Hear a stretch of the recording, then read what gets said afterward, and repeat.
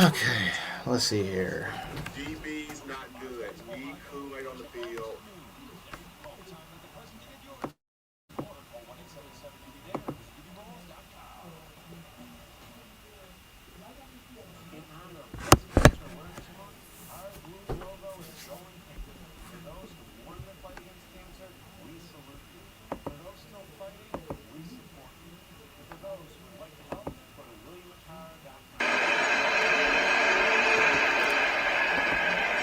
Kick.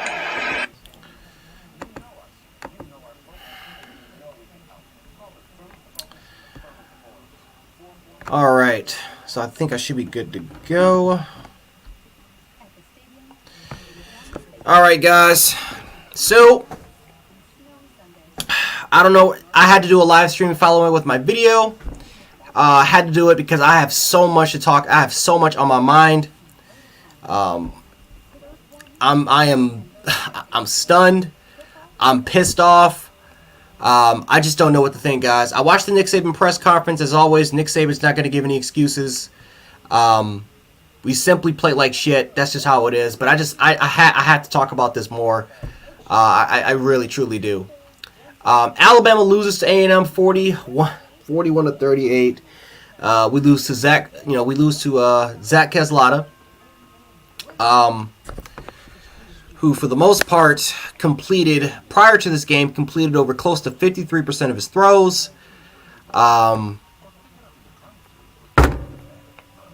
Somehow, in some way, Alabama ended up losing this game. This was one of the most frustrating. This is the most embarrassing loss of the Nick Saban era. There's no doubt about it. This is even worse than the Clemson loss because at least when you lost to Clemson, you lost to a team that was undefeated. You lost to a team in the national championship in the biggest game of college football. You lose to an unranked A&M football team that last week lost to Mississippi State. And then to make it even more worse, you lose to a team that's backup quarterback couldn't even complete more than 53% of his throws prior to this game. And not only did Zach Keslata complete more than 50%, he completed close to 65% of his throws. You lose to that guy. Alabama has lost to a lot of good quarterbacks. As a matter of fact, we've lost to some bad ones. The latest bad one was Bo Nix. But this was utter embarrassing. You lost to a backup quarterback. There's a lot. I mean, there's really a lot to go over here, guys. First of all, let's talk about the drops. Alabama had 8 drops.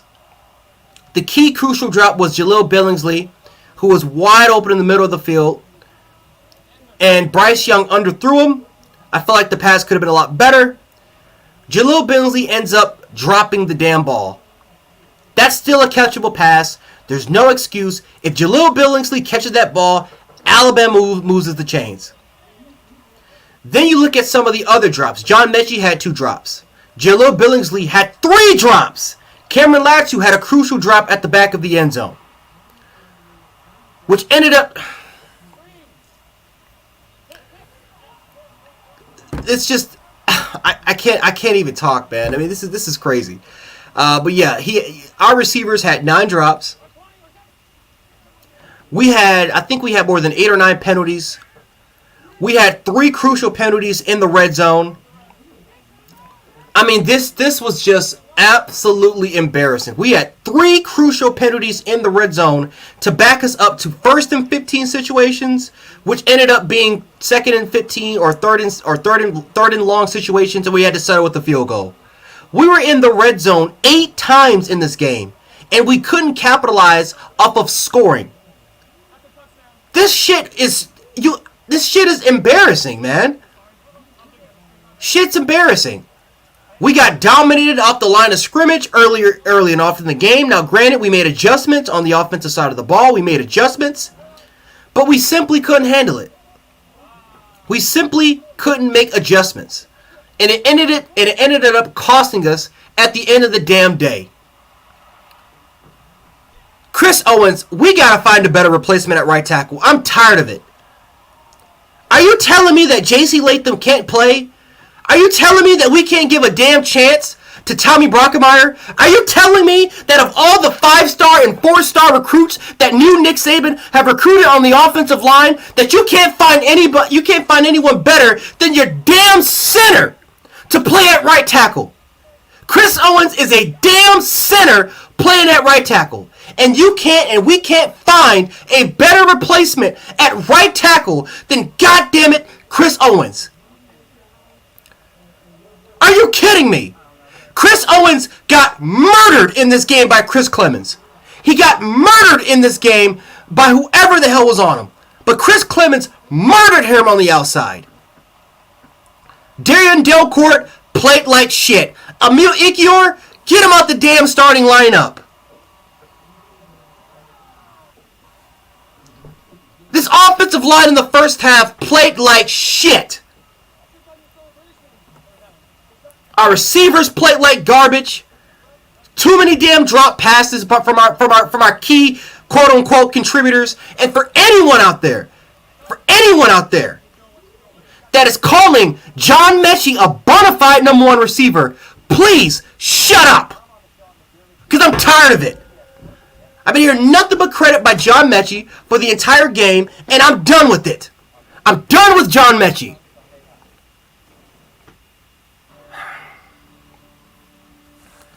Our defense was horrible. Our secondary was crap. We were playing 2 high-man safeties over the top, and we still couldn't cover the deep zone. We still couldn't cover the clouds. Our linebackers, once again, Henry To'oTo'o and whatever his name is, and Christian Harris, still couldn't cover their gap assignments. Still failed in pass coverage situations. Still couldn't run down and take the proper angles to take down the ball carrier. Still, after weeks of complaining, the quote-unquote best linebacking core in all of college football couldn't do a damn thing.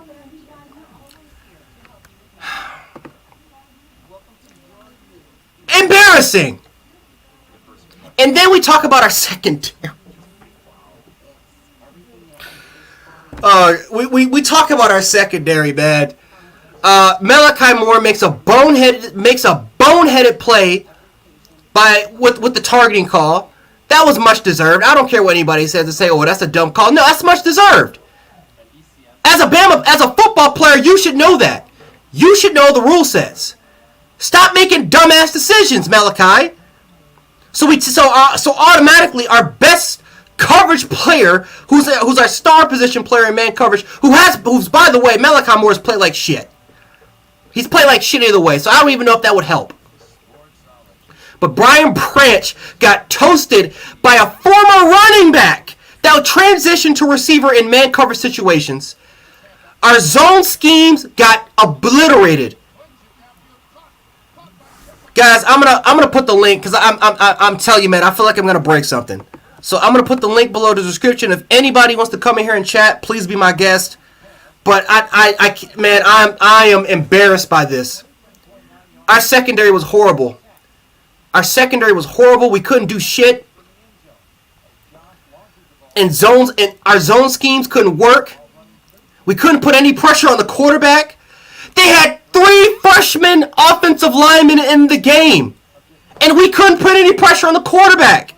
The only person, and we continue to say the name, Will Anderson, is the only Bama fucking player that gets in the damn backfield. He's the only one. Justin Agbogbe, Byron Young, DJ Dale, who absolutely got his money taken away, by the way. DJ Dale, congratulations. All this rotational shit about our defensive line. Fedarian Mathis, where the hell did LeBron Ray go? We couldn't put any pressure at all from our defensive line. I'm not going to blame the loss of Drew Sanders because Dallas Turner actually played well today as an edge defender. He played really well today. But our so-called best pass rushers didn't show up against 3 freshman A&M offensive linemen. Couldn't do shit.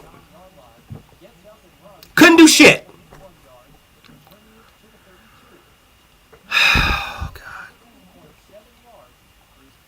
We lost to a quarterback that barely completed 54% of his throws. I can't believe it. We lost to a quarterback that can barely complete over 54% of his throws. Just simply embarrassing. Simply embarrassing. This shit is unbelievable. By the way, guys, we got 12 people in the chat. If any of you guys want to talk some football, make sure to hit the link. We can definitely talk some football right now. I'll let you guys hear in the studio. This shit. I think one of the things that I got to give credit. I got to give credit to A&M. I got to give credit to A&M. They played their asses off. They didn't give up. They didn't quit. They made the necessary plays. We tied up the game 38-38, and what happened? A&M just came back and had 2 consecutive scoring drives. I mean, there's no excuse. There's no excuse. I mean, A&M just played great. Now, do I think A&M is a great football team? Hell no. A&M is probably gonna have 2 more losses this season. But today, A&M showed up and they beat our ass. Simple as that. Did we cost ourselves a bunch of games? Did we cost ourselves in a bunch of positions? Yes. Did we cost ourselves? And by the way, and I'm going to yell. I don't even care. So be warned for this shit right here because I'm tired of this shit. But Pete Golding needs to be fired. He needs to be fired. I am tired of defending this guy. He needs to go. This defense is too complex for these players. And the fact and the matter is that really the last 3 years, this defense has been too damn complex by these goddamn players. They don't know it. They can't execute it. And as a coach, you have to know the strength of your personnel. You have to know the strength of your personnel. And if you can't make adjustments, if you can't make a scheme that can fit the strength of your players, then you need to go. You need to go. I would rather go back to getting the experienced coaches and then having them leave than having Nick Saban try to pull off this Kirby Smart shit because it hasn't worked for the last 3 years. This shit's embarrassing. Our secondary once again looked confused in the secondary. The defense was confusing them. We had so much miscommunication in the back end of our secondary. It's almost anonymous. It's almost like it's supposed to happen. And then Josh Jobe. Where are all the Josh Jobe dick riders now? For all those people that were making death threats to me on Twitter, that were calling me out saying that I don't know what I'm talking about. You don't know what I'm talking about. That I've never played football and shit like that. They were making a whole bunch of threats to me. Where are all the people that were out now? Because I said it during that Miami game that our outside corners were trash. I said it in that video in my Miami video. I said it. Josh Jobe is horrible. Josh Jobe can't cover a damn cold. Josh Jobe doesn't learn how to. He can't learn how to turn his head on the football. He can't find the football. He gets a holding call every single damn game, and it's been happening since last season. Our best outside corner was Jalen Armour Davis, who prior to this season's never even played. And Josh Jobe, by Pro Football Focus, is supposed to be the guy who got. And by the way, for the Pro Football Focus guys out there that gave Josh Jobe a 90+ rating, yeah, I wonder what his grade is now. This is why I don't really focus on Pro Football Focus. This is why when people bring up grades, I don't take them seriously. Because they don't know what the hell they're talking about sometimes. Josh Jobe, a 90+ rating. When he's going against number 3 receivers? When he's holding and making a pass interference on every fucking play? He never turns his head around the football. Like, what? Boy. And again, I'm heated. Guys. I'm heated. I'm absolutely heated. Okay, let me read these comments. I need to calm down, guys. I apologize.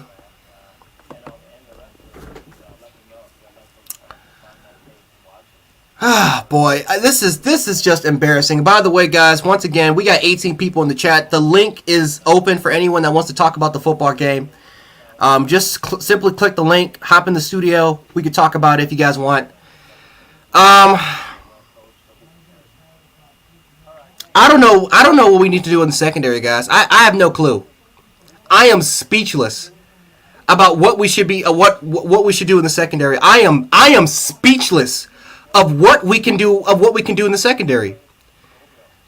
We tried to simplify things in the second half by simply playing a lot of man, and it seemed to look like it was working. But the problem was the last two drives, they just torched us in the middle of the football field. Henry T. and Christian Harris looked lost. And Anaya Smith, a former running back, torched Brian Branch in the slot. Oh my goodness gracious, guys. What's going on, Z, man? Talk to me about this game, man, please. Oh, goodness gracious. Oh my goodness gracious, guys.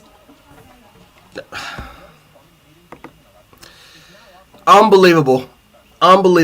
We got torched by a former running back turned to receiver. That's who we got torched by, guys. That's who we got torched by.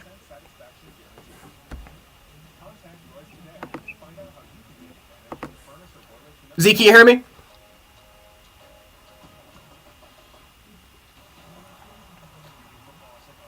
All right, I'll wait for Z for talk. If anybody else wants to hit the chat, you're more than free to talk about football. Definitely need to have a discussion talking about this.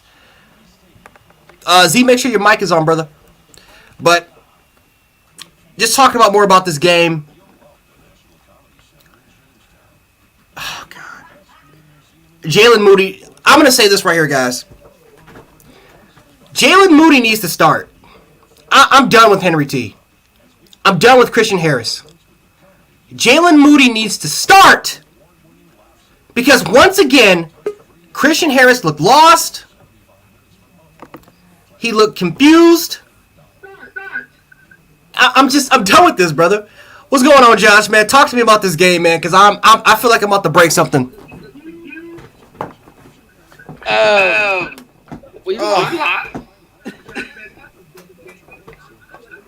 I feel like I'm about to smash something, brother. I feel like this is... Okay. Before we get to this game, let's go back to the Ole Miss Arkansas game, okay? I want to talk about that real quick. Now go ahead, but go. I need to get off this game. So please do, man. Please do. Yeah. Oh my goodness gracious. Let's get back to the Arkansas game, the Ole Miss game. What's a knuckle biter, a no-biter, toenail biter, if you want to call it that. It went beyond what everybody thought it was. So let's go with the Arkansas-Ole Miss game. Arkansas. Wait, hold up, Josh. If you have another device off, shut that off real quick. Hang on. Let me. Yeah, because we got an echo.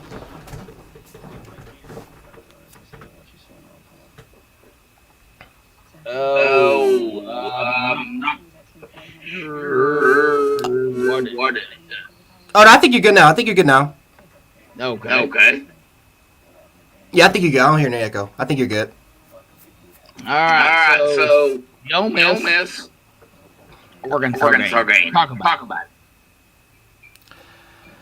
it. I'll just say this, man. First of all, that was a hell of a football game. That was a hell of a football game, and I got to give a lot of credit to both sides because I have never seen a football game that both teams had over 300 yards rushing on the ground. I have never seen it. KJ Jefferson was efficient. I never thought that he had that in him throughout the passing game. We got to give a lot of credit to Arkansas's OC for the really good play designs. And this was crazy because pretty much Ole Miss beat Arkansas by playing like Arkansas, and that's simply just run the football. Just run the football, setting up play action with the simple RPO straights, and they were just more efficient. They were more efficient with the football, and that's how they won. And I'm like, wow, like who would have thought that you would? I mean, besides really Georgia and maybe Alabama. Well, I can't even say Alabama can do it now, but Alabama. Okay, let's just stick with this. Yeah. So yeah, but besides really, that team. Ole Miss beat Arkansas by playing Arkansas football, and I was extremely impressed by that. Now, I think that the controversial call with them going for it. So the defense, yeah, they say they show three, but they drop four, or they drop, whatever. Both teams showed that. Yeah. I'll say this real quick. If Arkansas would have got that game to overtime, I think they're winning that game. Because I think Ole Miss's defense was tired. Yeah, even in chat and even in question, we talked about it. And I do believe it. I think, and you said it, that call by the coach and by the offensive coordinator, that was a bad call. Go for two for the win. Kick the field goal, go to overtime. And their defense was tired. Ole Miss's defense was tired, and Arkansas was they were gaining momentum. Yes. Arkansas was gaining momentum. And it's kind of like they couldn't stop the run. They could not stop KJ Jefferson. You gotta feed the hot hand. You gotta be confident in your defense and give the momentum. Yeah. KJ was on a ball here. Okay, I can hear you, Z. So before we get to Z here, I will go with this last game, Alabama, Texas A&M. Another nail-biter. I mean, it came down to the wire. So, I mean, what do you think about the battle? It shouldn't have even been a battle. In the first place. And again, I'm not trying to disrespect A&M because again, A&M, they showed up and they won this football game. But they had 9 drops. Oh yeah. They had 4 penalties inside the 10. Oh yeah. They were in the red zone 8 times, and they couldn't score because either a false start, a legal formation, or a drop pass. Cameron Latzo, you gotta catch that ball, dude. You gotta catch that damn ball. And then for Bill O'Brien not to run this happened twice. What happened in field goals? You're inside the 5, and you pass the ball on all those downs instead of feeding it to your hot hand and Brian Robinson, who's averaging 6 yards a carry. What are we doing? You're calling him out. So, yeah, I get you. Z, talk to me about this game, bro. Talk to me about this game. Go ahead. Thanks, guys. I was just gonna say, this, we really shouldn't have lost this game. No way! Because I've been saying all A&M was running was real routes and curl routes all game. Jesus Christ. And this dude goes and couldn't adjust to that. Nope. Like even a Madden player could sniff those plays out.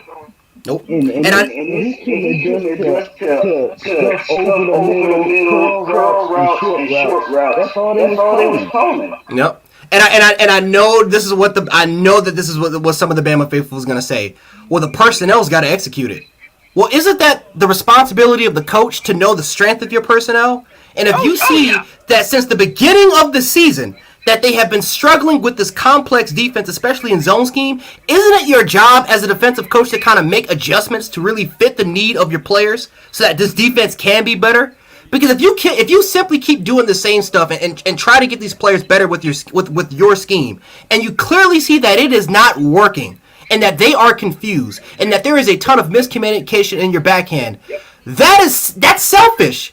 At that point, you're just saying to yourself, "Oh, it's my scheme, and I'll make it work." instead of making adjustments to fit the need of your players to put them in the right situations. And we have been talking about this for 2 to 3 years. It's been happening since 2019. And nothing has changed in the back end of the secondary. It has been the same crap. And it's to a point where I don't even know if I can blame personnel. Because Trayvon Diggs and Patrick Surtain both struggled in 2019 under the scheme. And look how those players are playing now in the NFL. Mm-hmm. Great ballers. Just straight balling. Like, This what this secondary is missing. And I don't know. I don't know what they got to do. And the funny part is that we're playing Mississippi State, who beat A&M, and we're playing them on the road at a night game. And this is the second game in a row that we can't play in a hostile environment. So you know. Oh my God, man! This is the second game in a row now that we can't play in a hostile environment, and I just looked at the Vegas odds, dude. Bama is -3 against Mississippi State.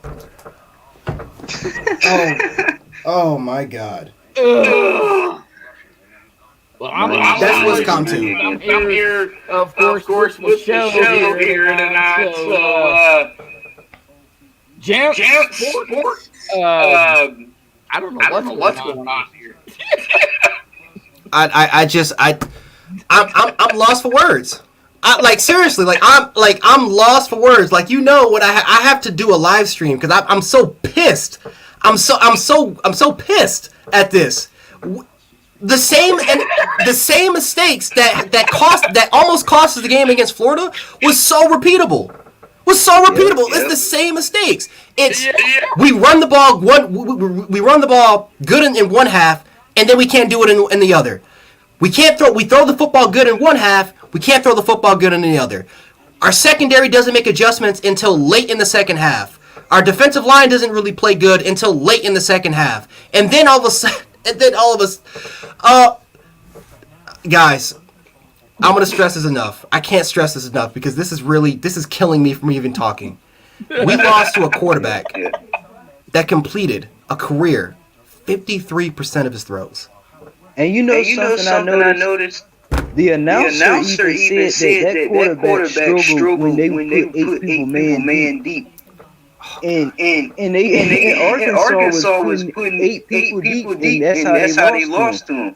But when we did it, we finally stopped them. But then Nick Saban, he stopped doing it, and they started gaining yards again. But you know what the difference was between that game and us? Arkansas actually can get to the quarterback. Yeah. We didn't get a sack. We had only 2 hits on the quarterback this entire game, and they had 3 freshman offensive linemen. And then everyone keeps saying, I saw a tweet about this. If Drew Sanders in the game, he would have made a huge impact. Dallas Turner didn't have that good of a game. Dallas Turner didn't play bad at all. Dallas Turner actually set I did not see one play where a running back or a ball carrier went outside of Dallas Turner. But even if he did have a bad game, which is expected of a true freshman, where was Will Anderson? Where was Justin Agbogbe? Where was Byron Young or DJ Dale or LeBron Ray, who's been there for 6 years? Where was our players on the interior defensive line? Where was Timothy Smith? Where are these guys that during the preseason was supposed to be the so-called best defense during the Saban era? And we couldn't even put a damn pass rush on 3 freshman offensive linemen. And Pete Golding doesn't deserve to be fired from this? Are you kidding me?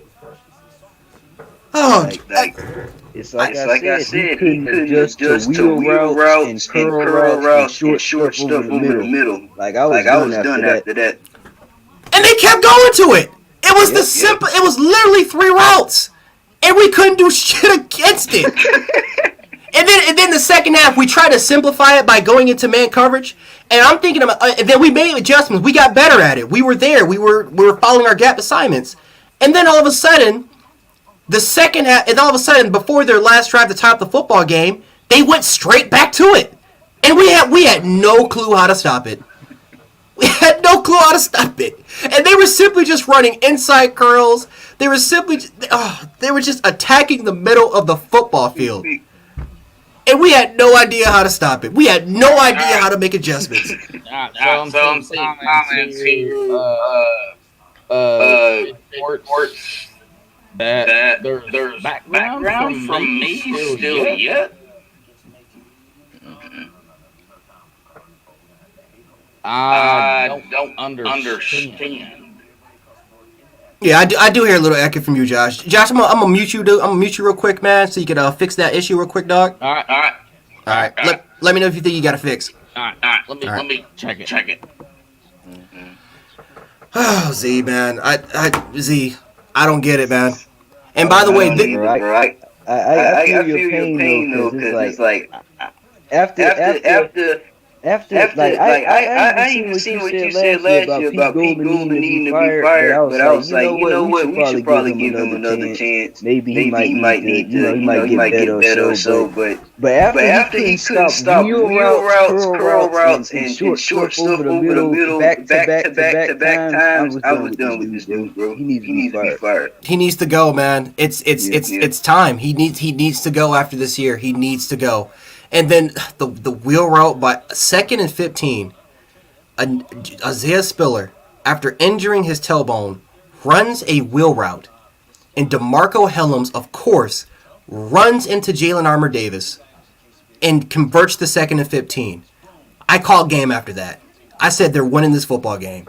Because simple crap like that, we can't execute. Simple crap like that has been happening to us since the beginning of this season. I even said it during the Miami post game that our secondary is an issue, and I called it out.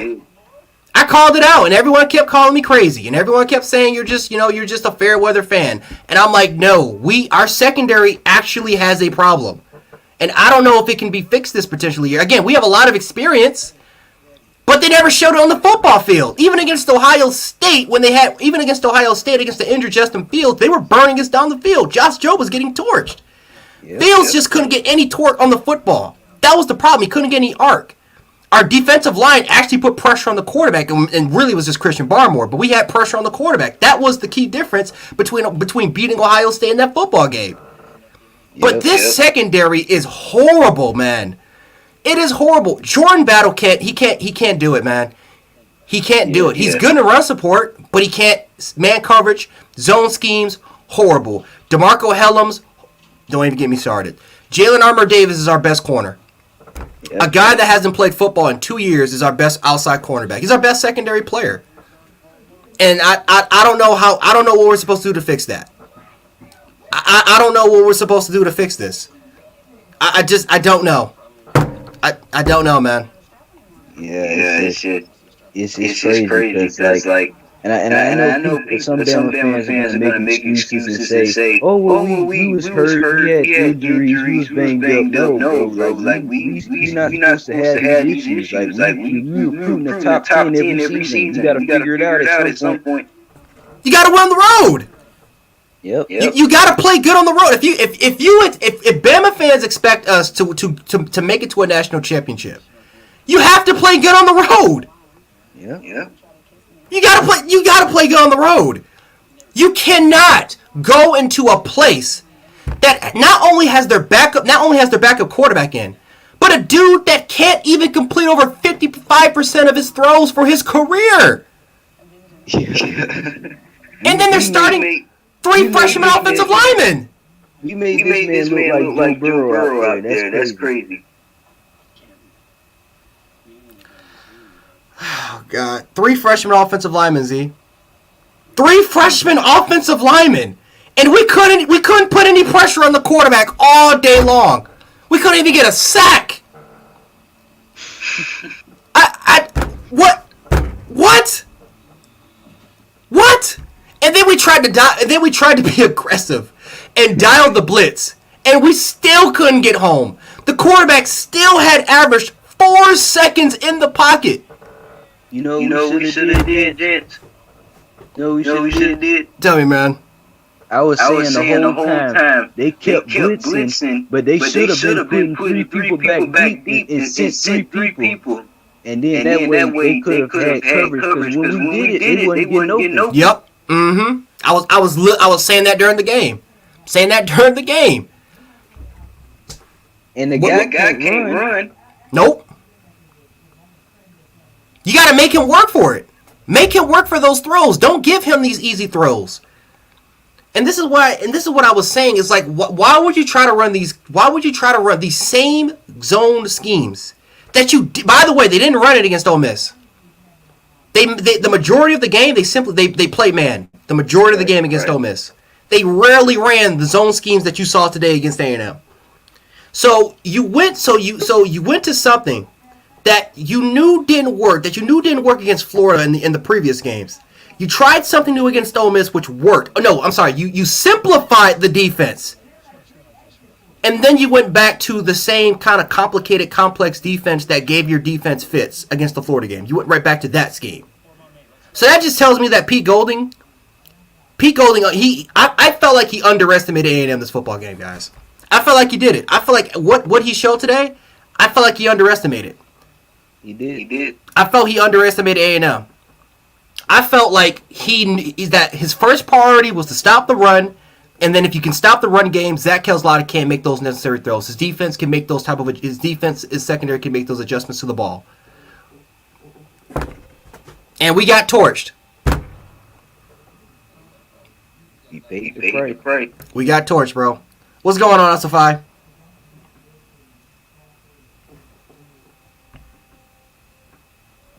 Ice, you there?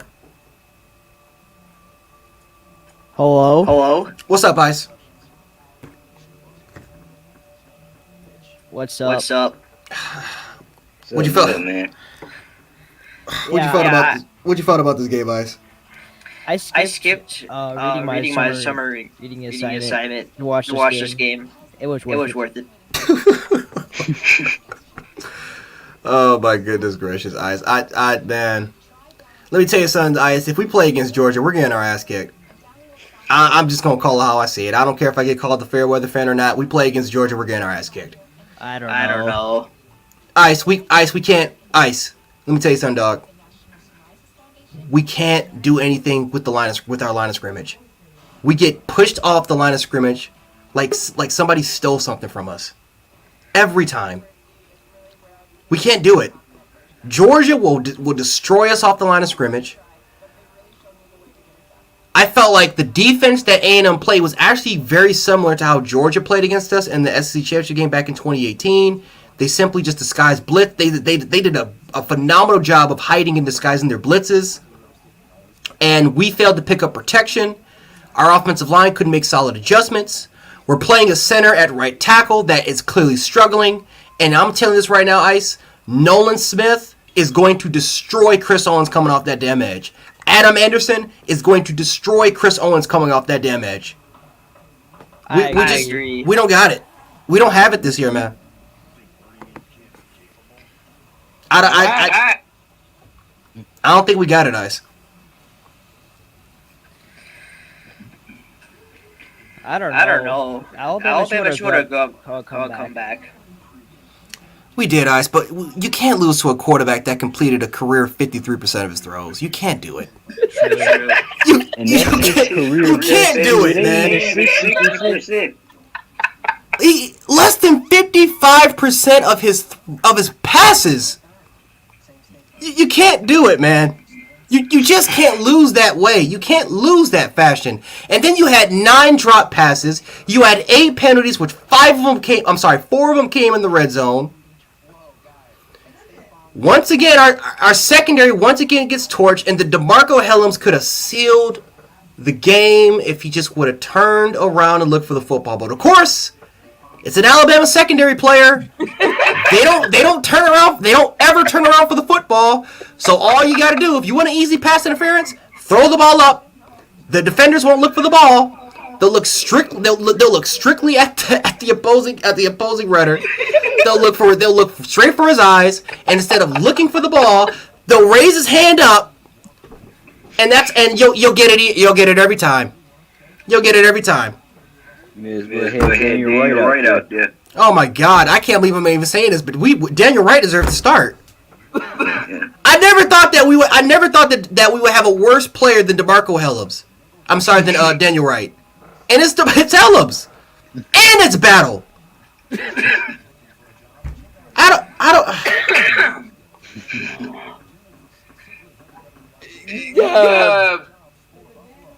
Change sports.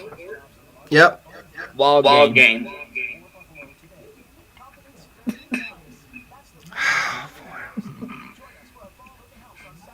I don't know what we're gonna do against Mississippi State. Beat him. How?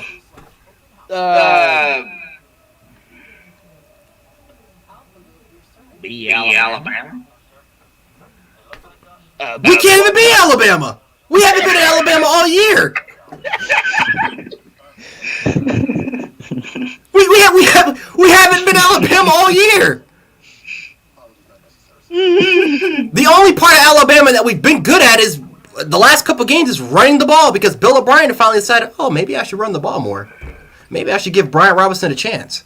Maybe I should give a running back who's averaging 6 yards a carry more carries. That's the only part of the game that's working. We should have been more balanced too, because every time we ran the ball and gained yards, we would run it up the middle and then would stop it. But then, when we passed it, and it would send like 7 rushers and get a sack or something crazy happened. We ran the ball 4 times in the red zone out of the 8 times that we were in there. We ran the ball 4 times out of the 8 possessions that we were in the red zone. What happened? Bill O'Brien. That's what happened. You have a hold on. I'm just gonna look at the stats real quick because this is Brian Robinson averaged 6 yards a carry. He had 24 carries for 147 yards, and you only give the ball to Brian Robinson 4 times in the red zone. The last couple of possessions that Alabama had the ball before they scored those touchdowns to kind of tie it up and stuff like that when they had those field goal attempts, they threw the ball 9 times when they were inside the 5. WTF. And the majority of the drives that led Alabama to that position was giving the ball to Brian Robinson. Yep. So you're not gonna give it to him once. You're not gonna give him to once to kind of set you up in a better manageable position. But I will say this though, they couldn't guard Jameson Williams tonight. Oh hell no! Oh absolutely not. They couldn't. Hell no. Jameson Williams did a phenomenal job. He did a great job today. I got to give him a lot of credit. Only player on the team that wasn't dropping a damn pass, man. Oh, John Mechie, man. 3 drops. Jalil Billingsley. 3 drops. Cameron Locke dropping that touchdown on the right side. Easy post. It was wide open in the post route. Dropped the pass. Oh, my God. I just, man. I'll be right.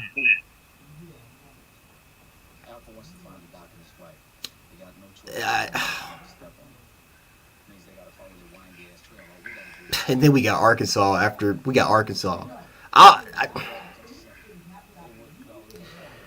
Guys, this is the most embarrassing loss in the Nick Saban era. This is the most embarrassing loss. Nick Saban has not lost to an unranked opponent since 2007. Since 2007 during his first season. I mean, because even when we lose to Auburn, at least they be ranked and they're a close rival, and they wake up to play against us each time they play us. So it's like, all right, well. But this game here, this is unexcusable. Inexcusable. It's embarrassing. It's just to put it simple. This is the most embarrassing loss in the Nick Saban era. You lost to not only did you lose to a backup quarterback, but you lost to a quarterback that can't even complete more than 54% of his throws.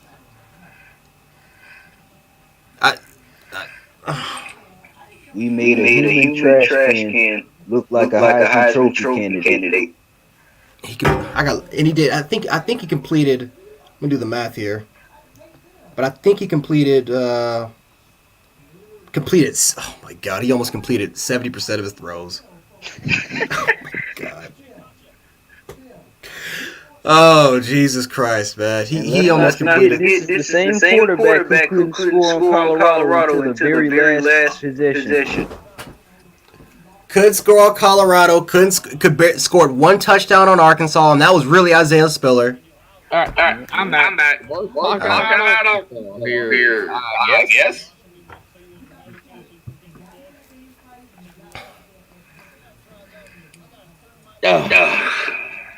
Hell no, Jalen. Hell no. We played Georgia. Georgia's beating our ass.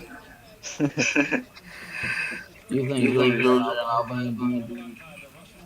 No. Georgia's beating our ass. Simple as that. Georgia is beating our ass, and it won't even be a close game. At least at this moment. Do you think they'll do with Stetson Bennett? Shit, even with Stetson Bennett, they did it with Zach Keslata. Yeah. Arkansas beat Texas A&M. They beat Texas.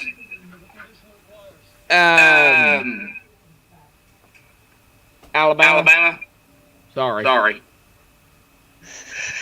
I'm just gonna say it. I'm gonna be honest. Yeah. That.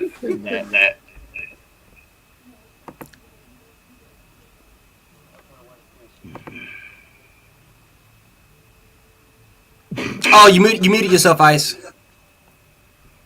You said you muted yourself. Yeah. Okay. Yeah, when I talk, I can hear myself. I think if Georgia and Alabama is in the championship game, I don't think they can be better. I've got my bet on Georgia. I'm gonna go ahead and go with that. I think the question is, can we even make it there? You know another thing? Alabama. Nick Saban, Yes. Nick Saban being conservative in the first half, like not calling a timeout when they was pinned back in their own end zone, and then at the end of the game not calling timeout when they had the ball. Like that's gonna get us in trouble against Georgia, if not anything.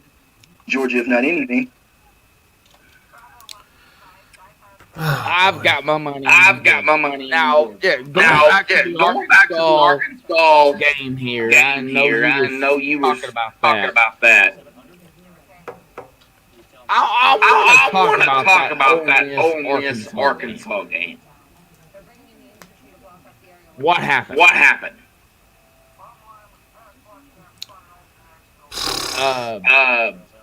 Failed attempt. Field goal to version. I think they should have gone with the 2 point. Or the field goal. They again. I talked about this earlier. They shouldn't have ever went for that 2-point conversion. They would have kicked the. They would have. Yeah. Do you send that thing to overtime? I think Arkansas win that game. Yep. Yeah, and we said it. Let's go ahead with Jalen Brooks. Go ahead. But I'll say this real quick. No. Because even though I have this is one of the worst days I've had in a while at being a Bama fan. At least we didn't go out like Texas.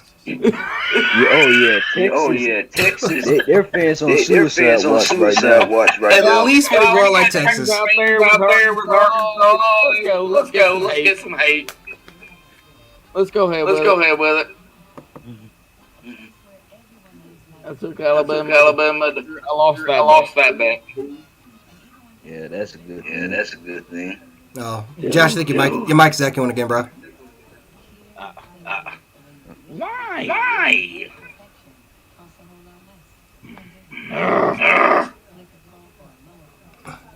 All right. Let me just mute you again. See if you can fix it. I'll mute. We'll go from there. All right. But oh my God, I don't even know where we can go from here. I think that I don't. Man, I can't even talk. I don't even know where we go from here. Like, seriously, this is definitely one of the most troubling times because when we lost to LSU the first time, we were like, okay, you know what? That's a great football team. Yeah. When we lost to Auburn, we came to the realization that the season's over. Now that we lost to an A&M football team that is unranked, 53% thrower, we got torched by a running back that turned into a receiver, 3 freshman offensive linemen. I mean, I can go on and on and on about the team, especially against the team that lost to Mississippi State in the same building that Alabama lost to. But the worst part about all this is that we actually have hope. The worst part about all this is that Alabama actually has a chance of still winning the SEC West and playing in the SEC Championship game and having an opportunity to go to the playoffs. And I'm just going to say this right now, I don't want to go to the SEC Championship game. I don't want to go. Because this is an issue that I don't even think can be fixed. I thought last year the turning point was the Georgia game. The Georgia game in the second half where we came out and we played a lot more physical. And our line of scrimmage was great against them. I mean, we turned the page. But then, we didn't just revert back to playing like crap. Every game after that, we played great. We played great defense up until the Florida game. The Florida game was when we kind of was like, okay, we reverted back to the kind of stalemate. But then after that, we got back to playing really good defense. So at least we had hope. We had a chance of, okay, you know what, maybe Golding is the guy. We're getting a lot better on defense. Our players are starting to kind of respect it, are starting to kind of, we're not really missing a lot of gap assignments. Our secondary is starting to get used to the play calling, this, kind of complex defense. But this year, I have not seen it. Besides the Ole Miss game, I haven't seen it. I haven't seen the adjustments. And even during the Ole Miss game, what happened in the second half? Matt Corral had over 100 yards, had over 120 yards passing in the second half, and he scored 21 straight points.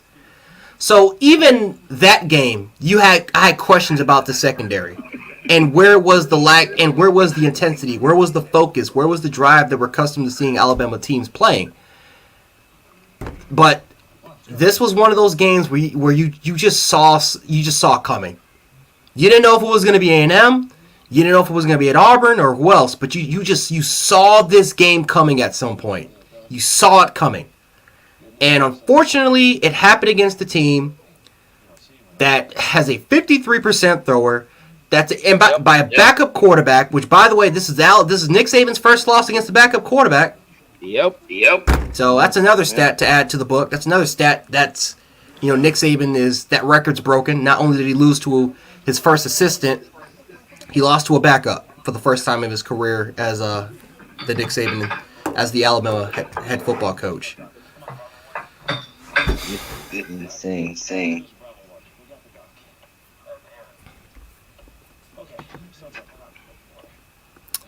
Oh, God. Unbelievable. But Alabama... Wild week. Yep. Mm-hmm.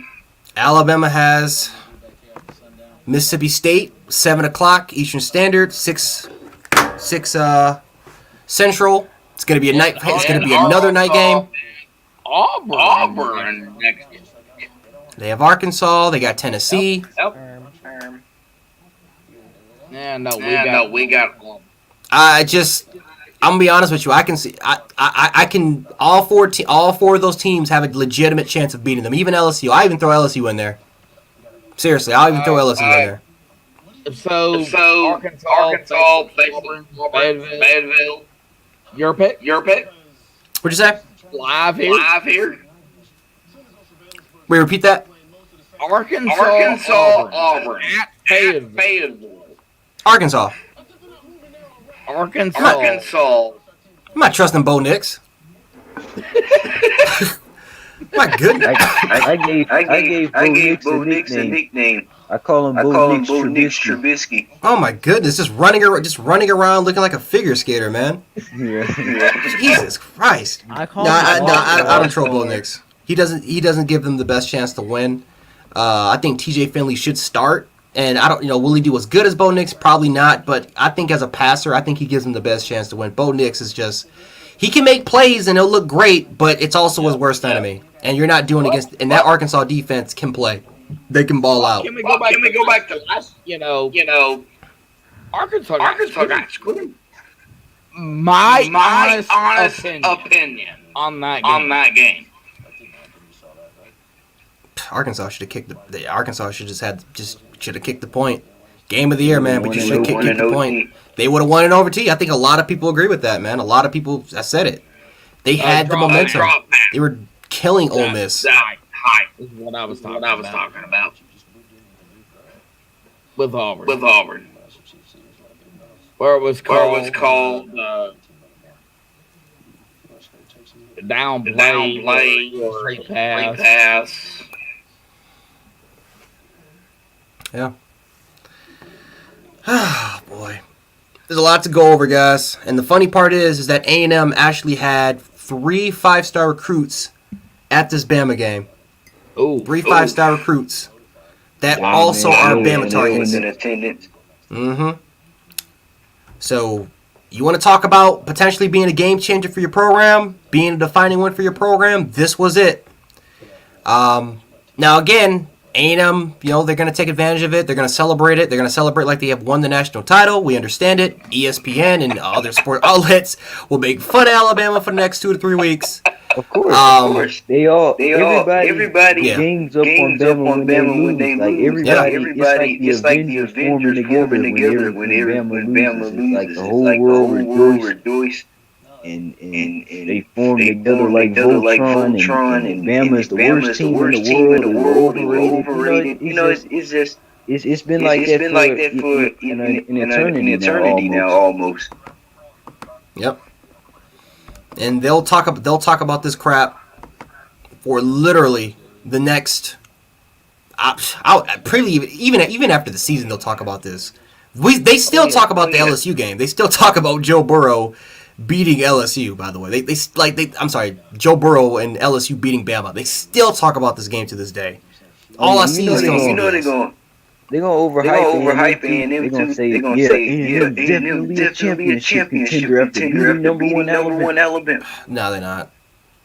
People, they're just not, man. They're just, and we know it. That's the funny part. We all know it. They're not a championship contending football team. They are a decent football team, but they're not at that level. They're not there. And to be honest with you, I think that we are a great football team, but we're not even at that level. Yeah. To be honest with you, looking at the college football season, there's not a lot of teams that are on that level. There's one team that's playing national championship caliber football team, and that's Georgia. They're the only team that's playing national championship caliber football. I'd go even further. I'd say Cincinnati's playing pretty good right now. Cincinnati's playing really good football. Cincinnati's playing really, really good football right now. SMU is playing some really good football right now. Baylor's playing good football. Penn State, Iowa. Again, Penn State was up 17-3. Sean Clifford goes down, and then all of a sudden, Iowa just comes back with the game. Yeah, I'm not sold on Iowa. Iowa's losing that game if Sean Clifford is staying healthy. I'm not sold on Iowa. If Ohio State, they look strong, if Ohio State can continue to get some momentum going and they continue to get better on defense, I think they'll definitely be a national championship caliber team. But as far as, A&M being, getting, a lot of people kind of hyping up, jumping on their bandwagon, please do. Jump on their bandwagon and see what that gets you. Yeah, but NC. I'm sorry, bro. You barely can beat Colorado and get smacked by Arkansas. They're not good. They're not good, bro. I'm sorry.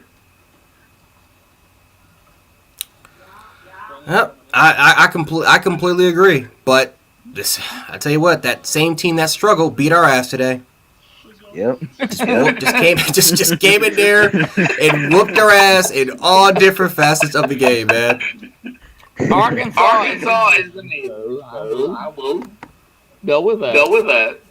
Just came in there and just whooped our ass all about it, bro. Oh my goodness gracious. What's going on? Crimson Dog, talk to me. Hello. What's up, Cramp? What's up? Fucking exhausted. I know you are, dog. We're all exhausted, man. And they'll get your ass in here.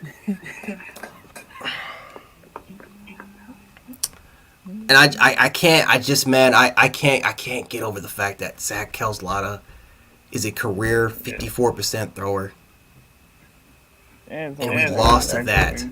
That is sticky. Every time I'm thinking about that, my blood is boiling. I want to throw something. Every time I just think about that. Like, we talk of the great quarterbacks that we've lost to. Even Bo Nix had a higher completion percentage than Zach Kelslada.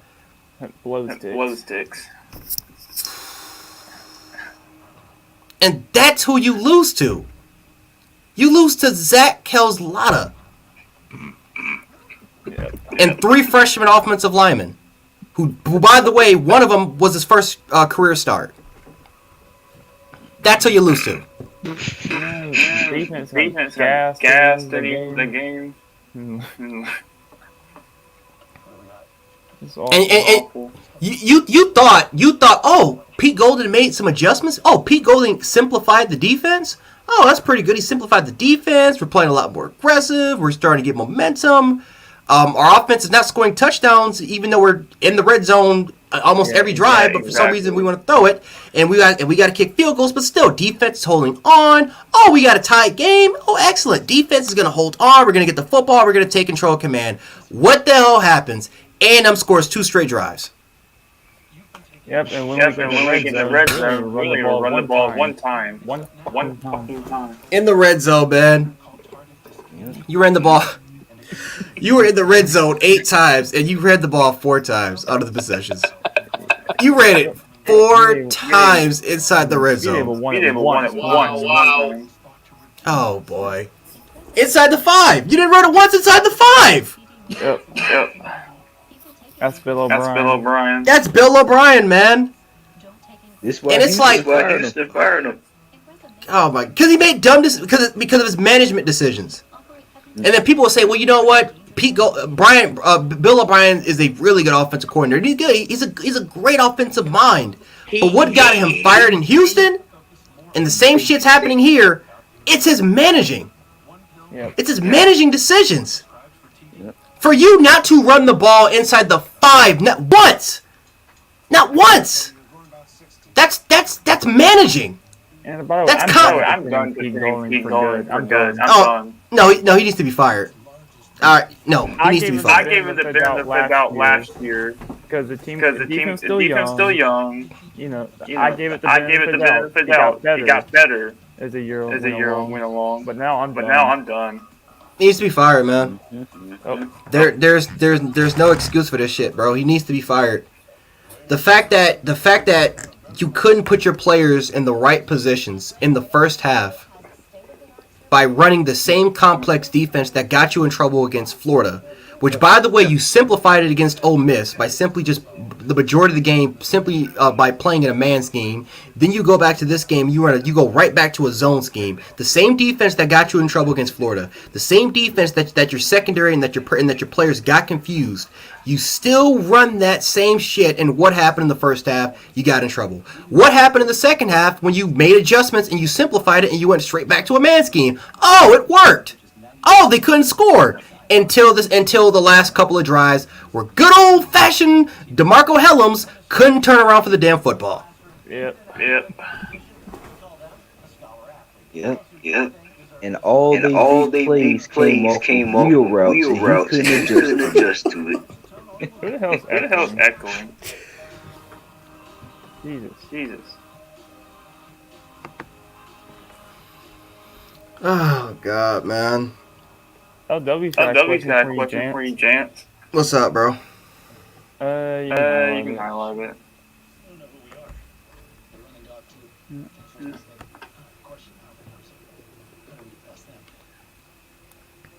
Hold on, Chris, I got a question for you, man, because I got to ask you this. Yeah, what's up?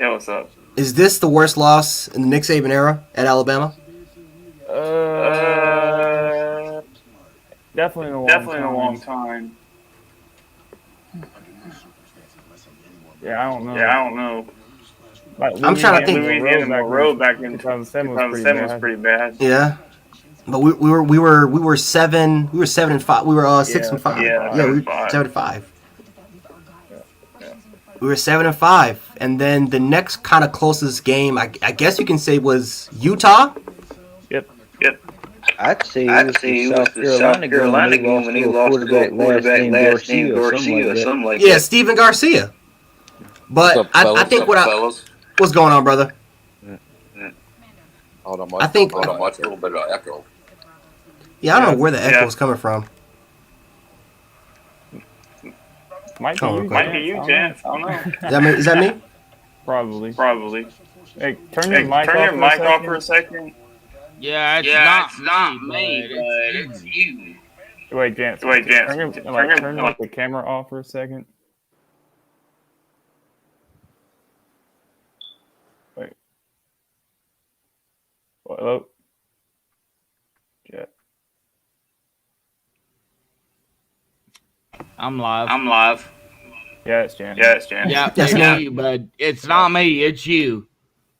Yeah.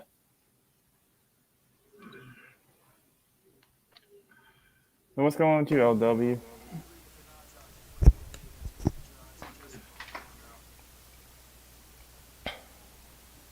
All right, as we hang on here for the boss man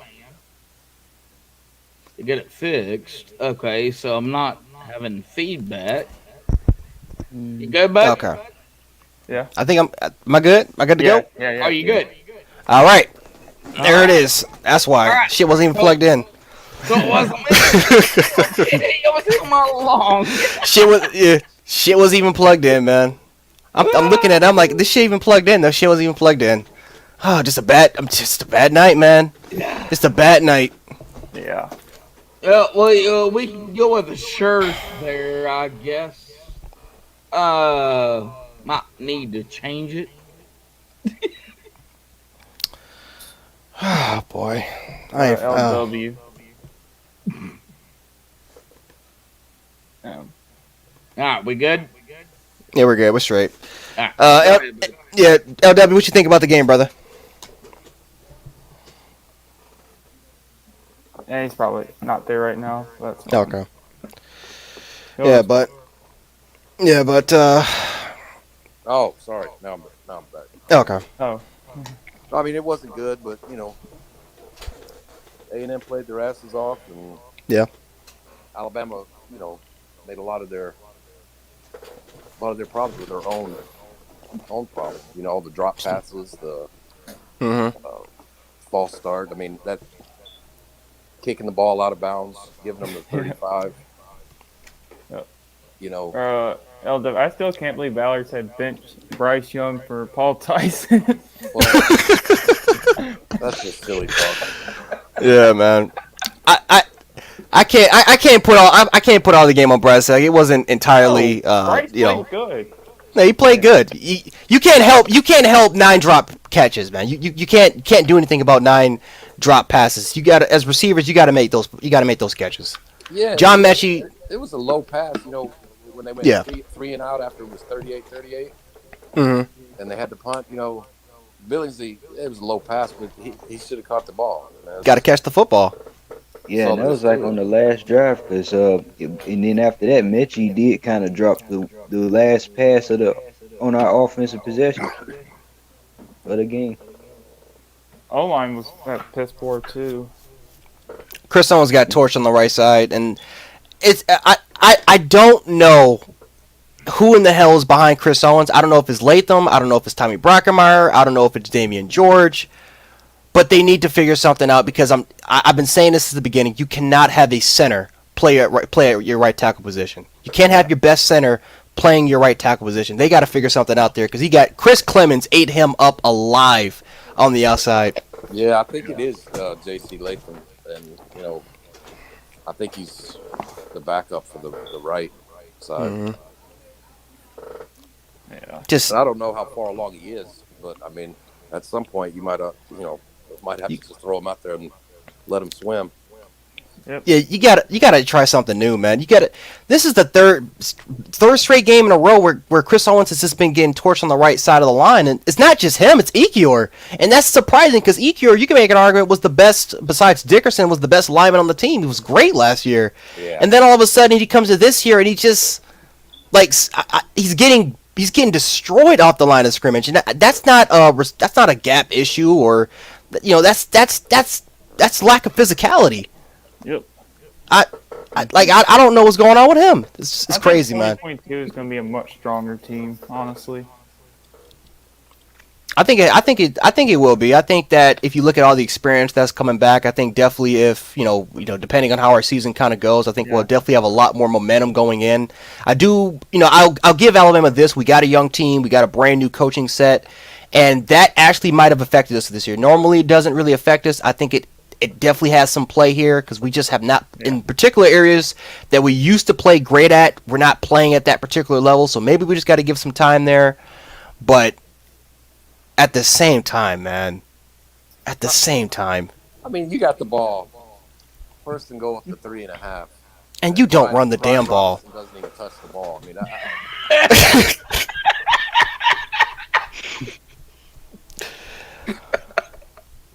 you don't give it inside the 5, man, and you don't give him to him one time. And one of those 3 times. Interception. Bill O'Brien's one-dimensional. And these routes, there's no getting, what Sark was good at was getting the athletes in space in the middle of the field. A lot of this stuff is just everybody go run 40 yards. And Bryce Young is just sitting back there, these long developing routes. And, what's Bam's been so good at is get Judy, get Ruggs, get them quick passes and let them do their thing, and there's none of that. We rarely run the RPO. No, that's surprising. I thought with Bryce Young, as athletic as he is, I thought we'd see more RPOs. You would think so. He has a very similar skill set to Tua. He has a very, very quick release. He doesn't have the best size, but you can make up for it based off his projection speed. Yeah. And I think he's faster than Tua. Oh, he is. He's quicker. He's faster and quicker than Tua. Maybe not like a stronger bullet, type of those bullet type of throws, because Tua is just, he was a king of just kind of recognizing, which, RPOs and stuff like that. But, Bryce Young he's a very high IQ guy. He's a guy that, he's not going to force throws. He's going to keep his eyes down the field. He rarely takes off, which can definitely hurt Bama at times. But still, it just seems like the RPO is more kind of his skill set. As a matter of fact, he ran that at Mater Dei. Yeah. I do think Bryce Young, Tua is a lot easier to rattle than Bryce Young. That I will say. No, he has a very, very tough mental state. They showed a shot of him when he was when he missed the touchdown throw. I forgot he missed the touchdown throw, and he got pissed off, and I seen him just stomp. He was just stomping the turf, and I'm like, damn, that's rare. You rarely see that from Bryce, because normally he's just calm, cool, collected, and he's just ready for the next drive. Yeah. So I was, but yeah, he's a chill quarterback. He's a very calm, cool, cool, collected guy. Yeah, he's gonna be great. Yeah. I think a lot of Bama fans too. He's a true freshman guy. He's a true freshman quarterback. He'll get better. There's no doubt about that. But Bama's got to go back to square one. They do. They got to go back to square one. They got to take a look at themselves in the mirror, and they got to try to go back to that standard. They have to try to go back to that standard, man. And that starts with the line of scrimmage. You can't get dominated off the line of scrimmage, man. You can't do it. You can't. This is the worst O-line we've had under Saban. Oh, by far. Even the 07 offensive line was way better than this. Yeah. And the the worst 2019 defense too. No, I don't think it's the worst defense, but Well, you'd think all the guys that came back from last year, you'd see some sort of progress on defense. I mean, yeah, there's a lot of guys who played the national championship game. they were Just- lights out too. Justin Agbobi, LeBron Ray, literally DeMarco Hellams, Jordan Battle, Josh Jobe. I mean, there's no progression from a national championship season. I don't know if it's because, they got their ring already and they kind of are reading their own, patting themselves on the back. I don't know, but I'm with you, Jance. I'm about over that Henry T. Experiment. Yeah, it's time to start Jalen Moody, man. It's time. It's like, in one of the plays, A&M ran an inside zone to Isaiah Spiller, and the hole was wide. It was a wide open hole. It was great. It was a great down block by one of A&M's linemen. Henry T had a free shot to get Isaiah Spiller for a loss, and what does Henry do? He lets Isaiah Spiller fake him out, get inside the inside rush, and Isaiah Spiller rushes for a 22-yard touchdown. So it could have been a loss for one, ended up being a 22-yard touchdown. That has been the definition of Henry season. This is the dude. I have never seen a linebacker, probably since Mack Wilson did it in 2018, that is just there. He's always in the right position, but can never make the tackle. Yeah. I just don't get it, man. I just don't get it. I mean, he is from Tennessee, so I mean. Yeah, that's true. But remember, we won him. Will Anderson is probably our best linebacker on the team by far. He's the only one that was getting pressure. Yeah. He's the only one that actually hit the quarterback. Yeah. That's that. And it's like, where's the Bogby? Where's Ray? Where's Fedarian Mathis? Where are all these guys that literally played on the national championship team that are juniors? They're not. It's not like they're coming off their freshman year. These are junior, senior players that have national championship experience, and you can't do anything against 3 freshman offensive linemen. Yeah, they're. I think they've hit their peak. I just think they're good, not great. Christian Barmore last year in the middle, Will Anderson on the edge, that created some problems. Now it's just a lot of okay guys. There's nobody who stands out and makes big plays. And I think they're low key missing Chris Allen, low key. Oh, they are. They're missing that other pass rusher that can just, the fact that Will Anderson, and this is the fact that Will Anderson is making 83% of the pass rushing, 83% of their pass rushing rate. He's covering 83% of their pass rushing rate. So the other 12%, why is he the only one that's making plays? Yeah, I don't know. And it's amazing how good he is because, without Chris Allen, without Drew Sanders, he's still able to make plays. They all know how badass he is, and they still can't stop it. But and he does so much. He's covering. They're putting him in the interior, and he's their best interior defensive lineman. If you want to put him out in the edge, he can dominate off the edge. He's doing so many things. And the only closest player that I was able to see this year that has come close to playing at that level was Drew Sanders. While he was getting better and developing, but of course we lost him, and Dallas Turner came in. I felt like he did a good job, but he didn't let anybody go outside the edge for him. I mean, his role was simply just to be an edge defender and to rush in third down pass rush situations. But these other guys got to step up, man. You can't let 3 freshman offensive linemen just manhandle your front like that. You can't let that happen. And one of them never even played a game. Like, this is. Oh, my goodness gracious. And then we play Mississippi State, man. The team that beat A&M at home. And that's what I want to talk about. Alabama, Mississippi State, the next game. Tennessee, LSU. The next 3 games, SEC games. And let's talk about those because they are SEC matchups.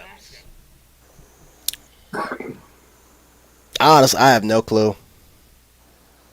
Like I'm speechless against. I'm speechless.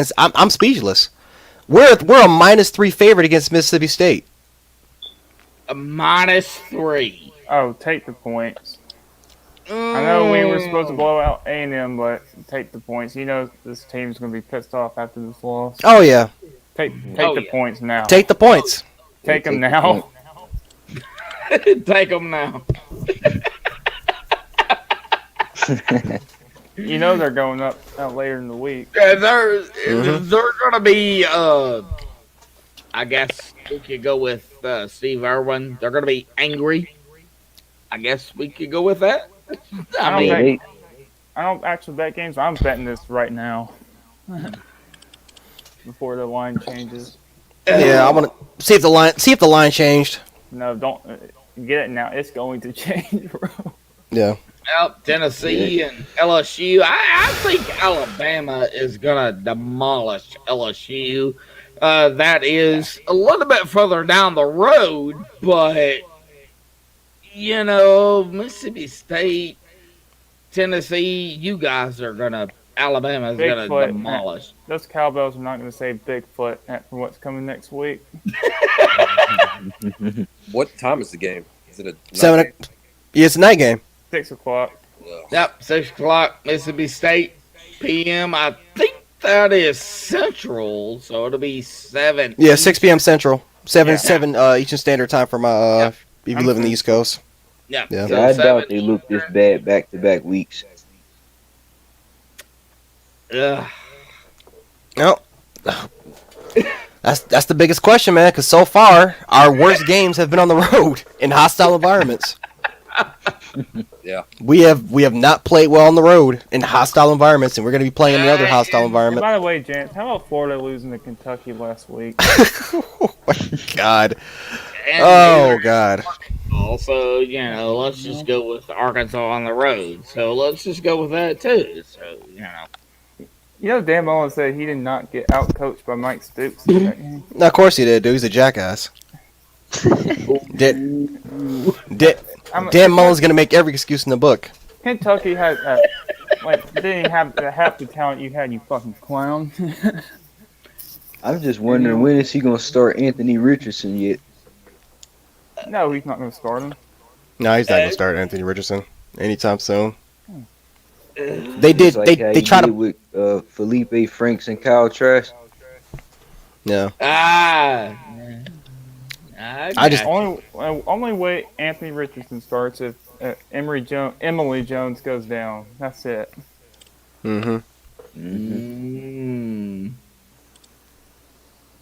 But okay. boy. Hey, LW. Yo. It's going to be interesting to hear what Lou says on this. Oh, he's talking shit. Oh, I know. Yeah. Oh man, he is going in, bro.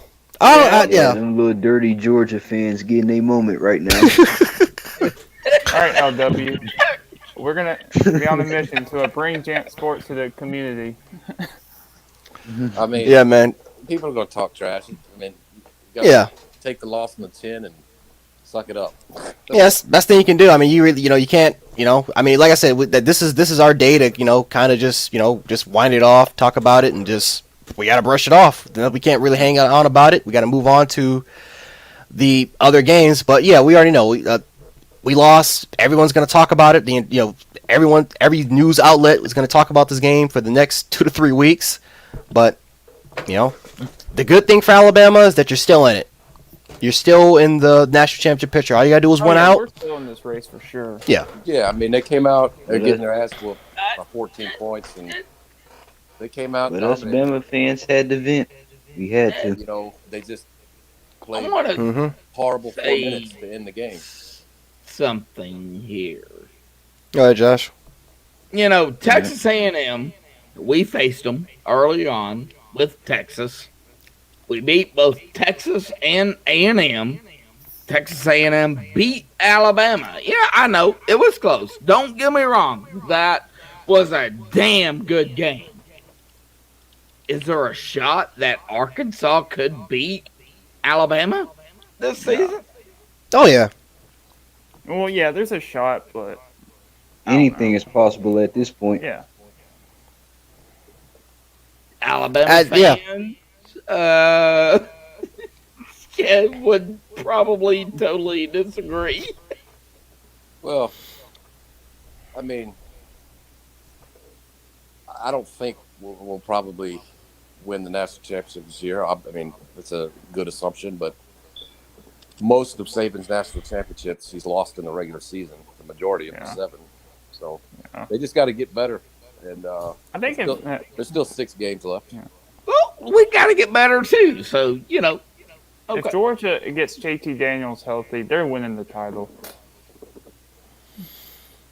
All right. They gotta get their entire team healthy. They miss 5 of their best receivers.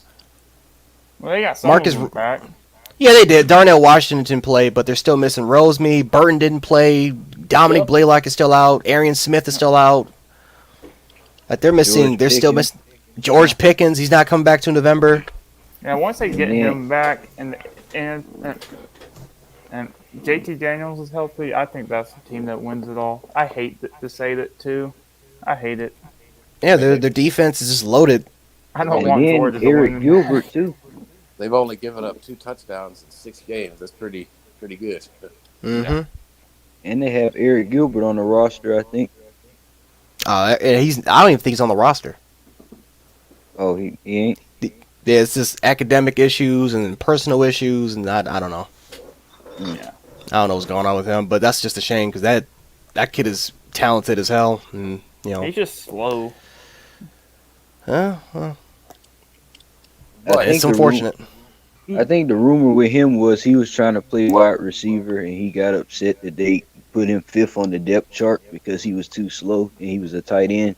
So Well, all you do is commit to Bama. You commit to Bama, and guess what we're playing you? We're playing you out wide. Playing you out wide, we could use you. I mean, we're gonna the same role that we use Billingsley is the same thing we would have used with Eric Gilbert. I've always said it. If Eric Gilbert just would have came here, he would have been starting. From day one, he would have been starting. Mm-hmm. And he decided to go with LSU because he thought Joe Brady was going to stay there. Ended up leaving. So Steve Ensminger was the guy. Ended up not really using Eric Gilbert how he liked it. Didn't really feel comfortable there. Left to go try to go to Georgia because Georgia promised him to put him in this particular as a receiver. It didn't work out for him. Now he's in an unfortunate position. It's kind of the same thing with like Brew McCoy. When do you think Coach O's going to get fired? Oh, by the end of the year. I don't think they're going to fire him mid-season. Their athletic director, in my opinion, I think they're looking for a head coach right now. I think they're looking for candidates right now. I think once they confirm their coach, I think that's when they'll probably fire Ed Orgeron. But no, he's done. Yeah, He's done. Then He's another Coach Les O's Miles. going to come to Tuscaloosa cutting Saban's grass every week, too. Yeah, dude, you can't taking photos half naked in bed with females. I mean, good on him, dude. But I mean, you can't be doing that when you're the LSU football coach and thinking you can get away with it. He pulled the Urban Meyer. He pulled an Urban Meyer way before Urban Meyer. I can say this: if he comes to the Saban rehab next year, he could probably be our defensive line coach.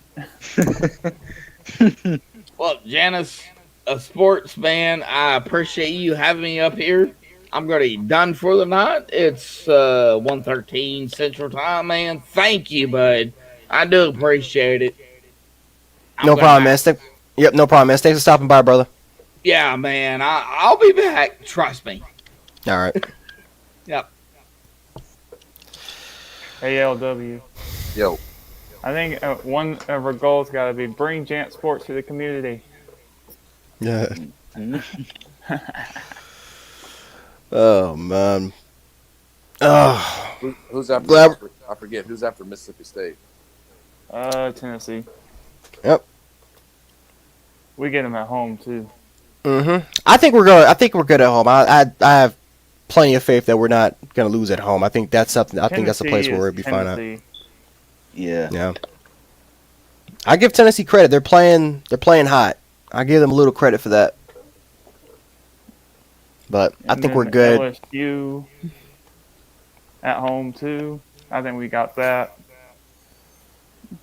They got destroyed by Kentucky today. That's another thing that was shocking. Oh, LSU. Oh boy. And Yeah, then killed. Georgia put blows dicks on the stretcher. Yep. The 2 games that I got it circled is probably Mississippi State and I will say those back-to-back games against Arkansas and Auburn. Those are the games. Yeah, I just say Auburn and Georgia really, because Auburn, their sole purpose in life is to wake up and play against us. So. Yep.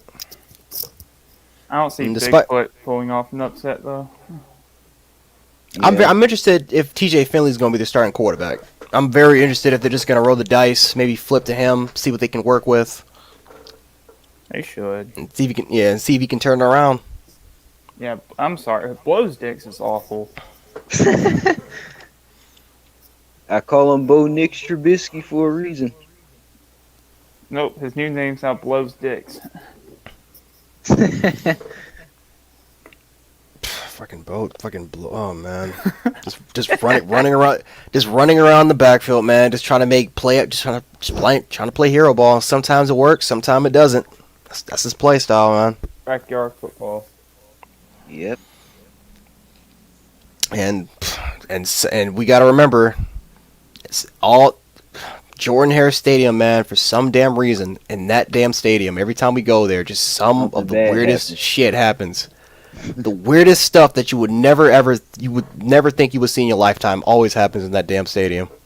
Yep. Every time. 2019, Mac Jones. Oh boy. Hit the dude in his ass, and he just reached around and grabbed him. Never seen it. Don't even get me started with the kick six play. Bo Nix heaving up the ball 3 times, just literally heaving it up in the air 3 times, and somehow, in some way, the receivers are just coming up with those catches. Well, no, I can get it because our defenders are not turning around and finding the football as usual. Yeah. Oh boy, I ain't lying about that. I just don't understand, man. Just don't understand. And I'm just thinking about it now. Helms could have sealed the game if he just would have turned around and just please find the ball. Please. You had it. All you had to do was turn around.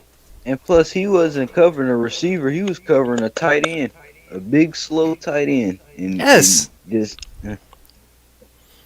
And you saw how the quarterback just instinctively threw it up because he knew that, if I can just kind of underthrow this, undercut it, hell, he's not going to turn around for the football. I can probably get a PI.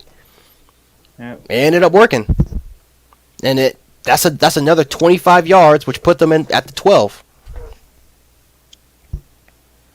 And as soon as they did that, it was game over. Yep, it was just game over, man. It's just, boy. But probably the play of the game, man, but the play of the game is that Isaiah Spiller wheel route when it was 2nd and 15, and Helms and Davis ran into each other. Yeah, I mean that's ended up filling the drive. That's just another example of how they shot themselves in the foot. So many times. 10 times in that game. And that was majority of A&M's big plays. Wheel routes, curl routes, and stuff over the middle. That's all they called all game. Try to run zone, then the second half you simplify it to ban, and you did a good job against it until the last 2 drives. And you just couldn't stop it, man. Henry T was lost. Again, couldn't cover the hook. Experiment to end. I'm done with him, man. I'm done with him. I'm not done with Christian Harris yet because he's been great for a majority of his time, but he's got to get better. Yeah, he hasn't had a good season. He hasn't had a good season. I'm not done with him yet at all. But it's just Henry. Yeah. Yeah, I agree. It's just Henry, man. He struggles to take on blockers. I have no clue why he struggles. I don't know if it's a weight issue. I don't know if it's just lack of physicality. I don't know if he's just trying to maybe find a different way to get around the blocker. But he doesn't really engage blockers. He struggles to tackle. His form is horrible. Yeah. His form is horrible, man. He struggles in pass coverage, which that was supposed to be that was the reason why he's starting now. Was because his ability to cover in zone and in man cover situations, and he was supposed to be kind of a matchup for tight ends. And he struggled this year with that, and I don't know, man. Like, this was supposed to be the defense that, hey, kind of very similar to oh god, what's that guy's name that's with the Browns? Mac Wilson. No, who was our DC in 18? That Brian. Tosh LaPoy. Tosh LaPoy, yeah, very similar to Tosh LaPoy's scheme. Yeah. Oh yeah. Yeah. Oh, yeah. Very. Like, this was supposed to be an easy kind of, he's in there and easy to just implement the defense, and I don't know. It's clear. This team is nowhere near what it was last year. It's just clear now. No. Yeah. And even after the kind of the Ole Miss game where Ole Miss put up 49 points, the Georgia game they put up 24 points in the first half. The second half came and it was a completely different ball game. The defensive line was physical. Defenders, our secondary was following their gaps. They were playing a lot more man scheme. Malachi Moore was a ball hawk. He was a complete ball hawk at the star position. Brian Branch was getting implemented there, and he was doing great in the run game. And then from that point forward, they didn't have a bad game until the Florida game. Mm-hmm. Like they just they kept moving forward with the momentum. They fought like they had something to play for. They fought with incredible intensity and focus. And you would think, okay, the Florida game, we're gonna go back to that. And we just, from the opening kickoff, man, it was just a lack of focus, lack of drive. And then even then, I gave them a pass then because it was like, well, Florida has a top 5 offense, so they were gonna put up their points. But at the same time, it's just like we couldn't make stops when we needed to. That's another game. Henry T. He got manhandled in that Florida game. Oh boy. Mm-hmm. When they were pushing him, and all they did was run. He got destroyed, and there was nothing he can do about it. Just nothing he can do about it. And I know Arkansas is licking their chops. I know you got every other team now licking their chops because they know all you got to do. Especially Georgia. Georgia's like, shit. Can we play Alabama next week? Can we just take care of them next week? Yeah, I mean Georgia. If they play Alabama next week, all they have to do is just contain Will Anderson if you can. They ain't worried about anybody else in the front 7. All we gotta do is run. Just do what Florida did. Run. Because Georgia like to run anyway. So it's just like, let's just run up the middle. And notice how they always ran away from Will Anderson. Whenever they ran the ball, they ran away from Will. They ran away from him, and they tried to attack Dallas. And shoot, they might call wheel routes and curl routes all game too. Our offense is going to struggle playing in Georgia this year. Well, I know they can't. Oh, they are. They can't do that stuff. All these, everybody just go run 35, 40. They can't do that. They'll get ate up. They'll get ate up alive. Mm-hmm. And remember, we struggled. We struggled with A&M. They were running a lot of disguised blitzes. They called a lot of kind of disguised blitzes. They were kind of confusing us. And Bryce Young, he couldn't call the right protection. Chris Owens couldn't really make the protection sets. We couldn't really make adjustments until the second half. What do you think? What do you think we're gonna do against Georgia? Georgia is the king of that. That's what they do better than anybody else. They are masters, and they don't even need to do it. They don't even really need to blitz you. They just do it just because they want to. They can simply just rush forward and just rotate guys easily there, and each one of those guys can simply get to a quarterback. Yeah. They just do it just to mess with you. If this is the offensive line that shows up against Georgia, Bryce Young's getting killed. Oh, he's getting murdered. And on some of the plays, even when A&M was just sending 5, it was very simple. Our 5 couldn't block their 5. Mm-hmm. There's a couple plays like that. Yep. Just a couple plays we couldn't do it, and then again, Chris Clemens murdered Chris Owens off the edge. Evan Neal didn't have a good game. I just wish Nick Saban would start burning his timeouts more when it matters.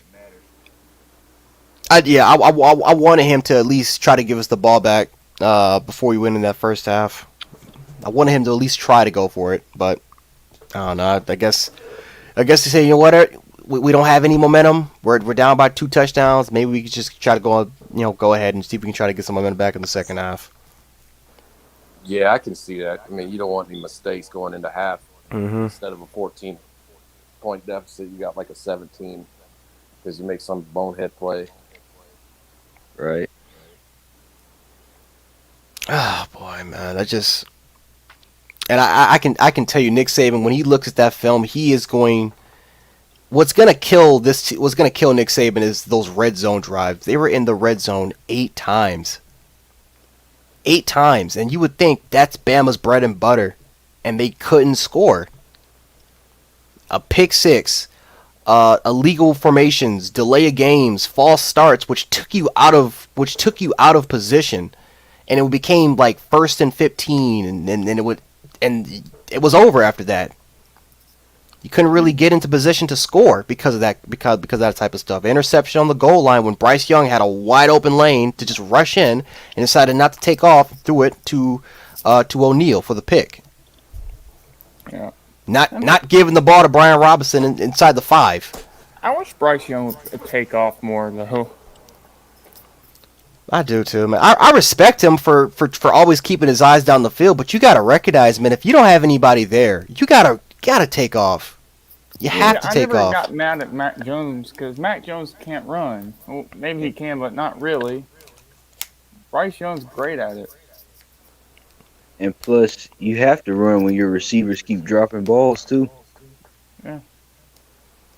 Yeah, I mean, I'll take a 3-4 yard run for a 2nd and 6 instead of a incompletion for 2nd and 10. You know, if it's just not there, go. I mean, you can't worry about getting hurt. I mean, it is what it is. It's football. Yeah. Exactly. You get hurt. You get hurt way more in the pocket than you do running outside of it. True. Yeah.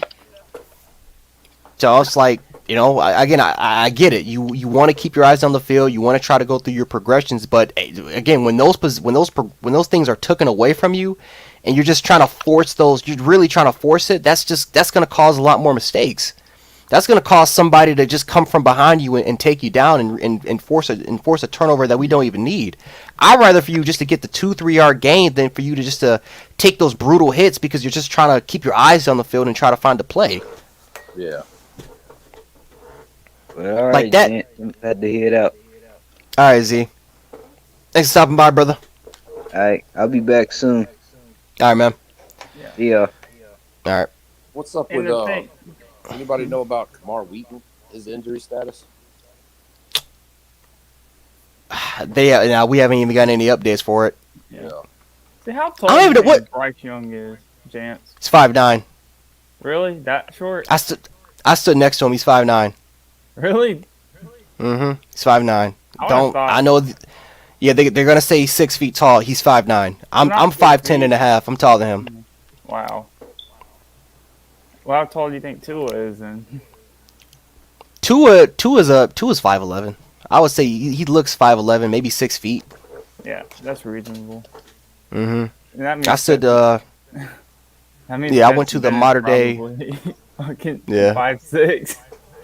Yeah, I went to the modern day St. John Bosco game, and I was able to go on the football field. I stood right next to that kid. He's 5'9", a solid 5'9". He might be even shorter than that, but he's a short kind of stocky kind of kid. But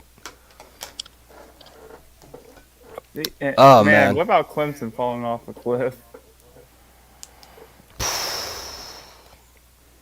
I don't even know what to say. It's just Tony Elliott. Wasn't that your pick for the national title? Yeah, I thought that DJ Uyunglele, I thought they were gonna step up. I thought offensively they were gonna be fine. I like what I saw from DJ last year. Oh, I did too. Yeah, their defense was elite. I just thought that Clemson with the easy schedule and they were gonna take advantage of that, not really playing anybody brutally, and they were gonna take advantage of it. And here's the thing too. This is probably gonna slow down the NIL deals that they're handing out right now to unproven guys. Because, Bryce Young made like $1 million without even starting a game. Well, he looked good, but you know what I mean? They're probably going to slow that down. Yeah, DJ got paid $500. They'll slow it down once they realize what money they're making on it. Like, yeah. Mm-hmm. I mean, Spencer Rattler's not really great, but he's also started last year, so it's his second year starting. Yeah, if you're paying some kid $1 million or whatever the hell it is, and then the next year you see you didn't get any revenue off of, sponsoring all these kids, Yeah, and then I'm the sure ukulele has looked like shit. Yeah. Yeah, DJ Uyunglele got paid $500,000 by Dr. Pepper. Yeah. You see him in those commercials, and you just kind of, and you see the way he's played. It's like, yeah, and just to see the ukulele looks like trash. Oof. Yeah, so I think that again, it's the first year of these NILs, but I think it will slow down a little bit. I think it will kind of slow down, at least the major endorsements. Yeah, for sure. It'll probably go smaller, like locally, like 20,000 or something like that. Yeah. Boy, oh boy. Let's see. We need to fire Bill O'Brien and Golding like a TV internet package. Oh, man. I agree. I think, well, definitely Golden for sure.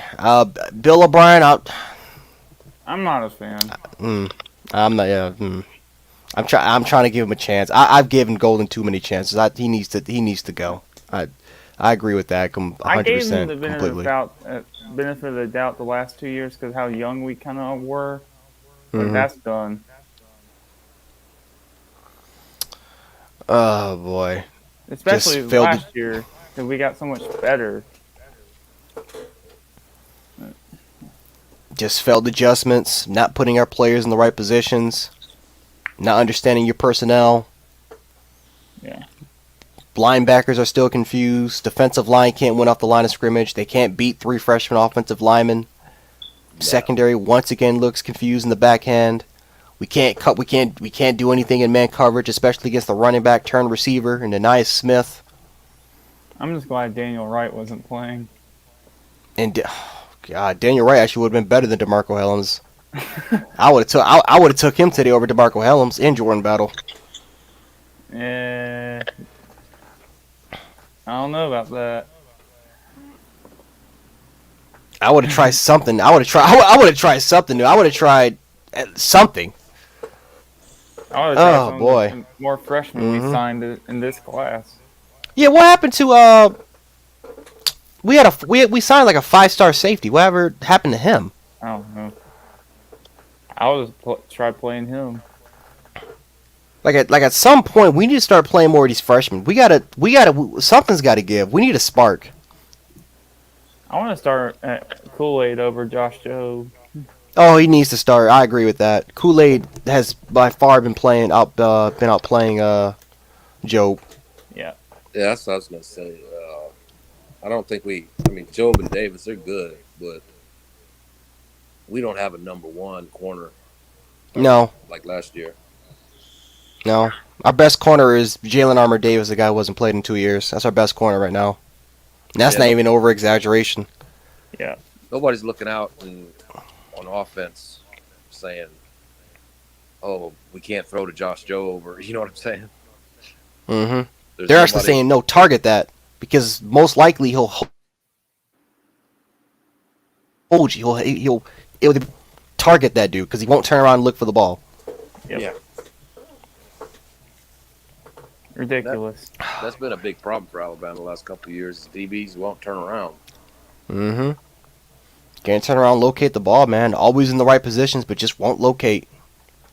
Who's been a cornerback a CB coach for the past few years?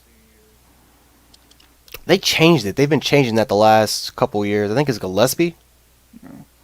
I think he's the running back coach, right? Or that's the running back coach? I think. I don't know. I can't remember. Let me look that up. Look that up right now.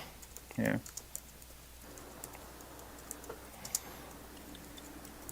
Could be wrong though, is it? Let's see. Carl Scott. Yeah. Okay, so Carl Scott for the most part is our defensive. Okay, yeah, he's been the defensive back coach for 3 years now, 3-4 years. Yeah. That's been their guy. So I don't know. He's been there for 3-4 years. That's kind of the start when Bama's defensive backs have not been playing good. Yeah. I don't know. You think we should make a change? Well, you gotta do something. Well, Saban coaches the DBs. Yeah. So I don't know if that's his strong suit. But that's because Saban was a defensive back in his playing days. Mm-hmm. Well, next week he'll tell us everything we need to know after if a loss like that doesn't wake them up. Yep. And they go out there and struggle against Mississippi State. You pretty much see what the rest of the season. That Bigfoot experiment's going to end soon at Mississippi State. I'm telling you. They go out there and barely win and struggle and look terrible. I mean, I tell you, I do like watching later. I like watching his press conferences though. Yeah, it's funny press conferences. I agree with that, man. He's still working on that 64-team playoff bracket. Yep. Oh man, it's just. But we'll see, man. Because they, like I said, they got an offense that's kind of, you're not going to see. It's an air raid. We played great against it last week. We actually shut them out. So we gotta tighten up. We gotta refreshen. It's gonna be in another difficult environment. I'm saying, after the Ole Miss game, that boosted up my confidence, and for sure. And we simplified the defense. Yeah. And then you go back and you made it complex again.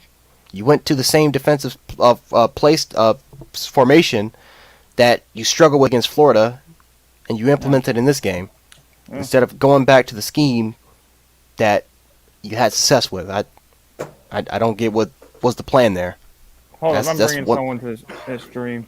No, go ahead. I don't understand what the plan was for that. I don't understand. Maybe I need to hear more from Nick Saban. Maybe someone needs to kind of question him about that. That will haunt me as I sleep today. Yep. Tonight. Boy, oh boy. Alabama's first loss. Yeah, I will. First unranked loss since 2007 against Louisiana Monroe. 14 years. 14 years. It hasn't happened in 14 years. And they did it against the team that lost to Mississippi State. And to a quarterback that has barely completed over 54% of his throws for his career. Yep. That's who we lost to today, boys. Well, now it sounds worse. Oh, but I can make it sound worse, man. 3 freshman offensive linemen, a running back turned receiver. I don't know, man. The one thing I've been happy with this season is Bryce Young's play. It could be worse. Yeah. Yeah, exactly. It could be worse. That's all I can say. Like 20, 21 touchdowns in 6 games. Yeah, 21 or 22 touchdowns to around 400 seconds. Yeah, that's good. I'll take it. That's like the best start any Bama QB has ever had in the first 6 starts. Yeah, and I'm reading some of the tweets from Bama fans about what we need to start Paul Tyson and we need to. Right, LW, were you listening to Ballard's stream? Yeah. In and out. That man literally said to bench Bryce Young. Watching the Fury Wilder fight, kind of looking at it a little bit on my phone. Yeah. That was a brutal fight. That's all I can say. Yeah, Fury's just so damn awkward, man. He's huge and long arms. It's a hard dude to fight. That was definitely a hard fight to watch. I ain't gonna lie. At least in the later rounds.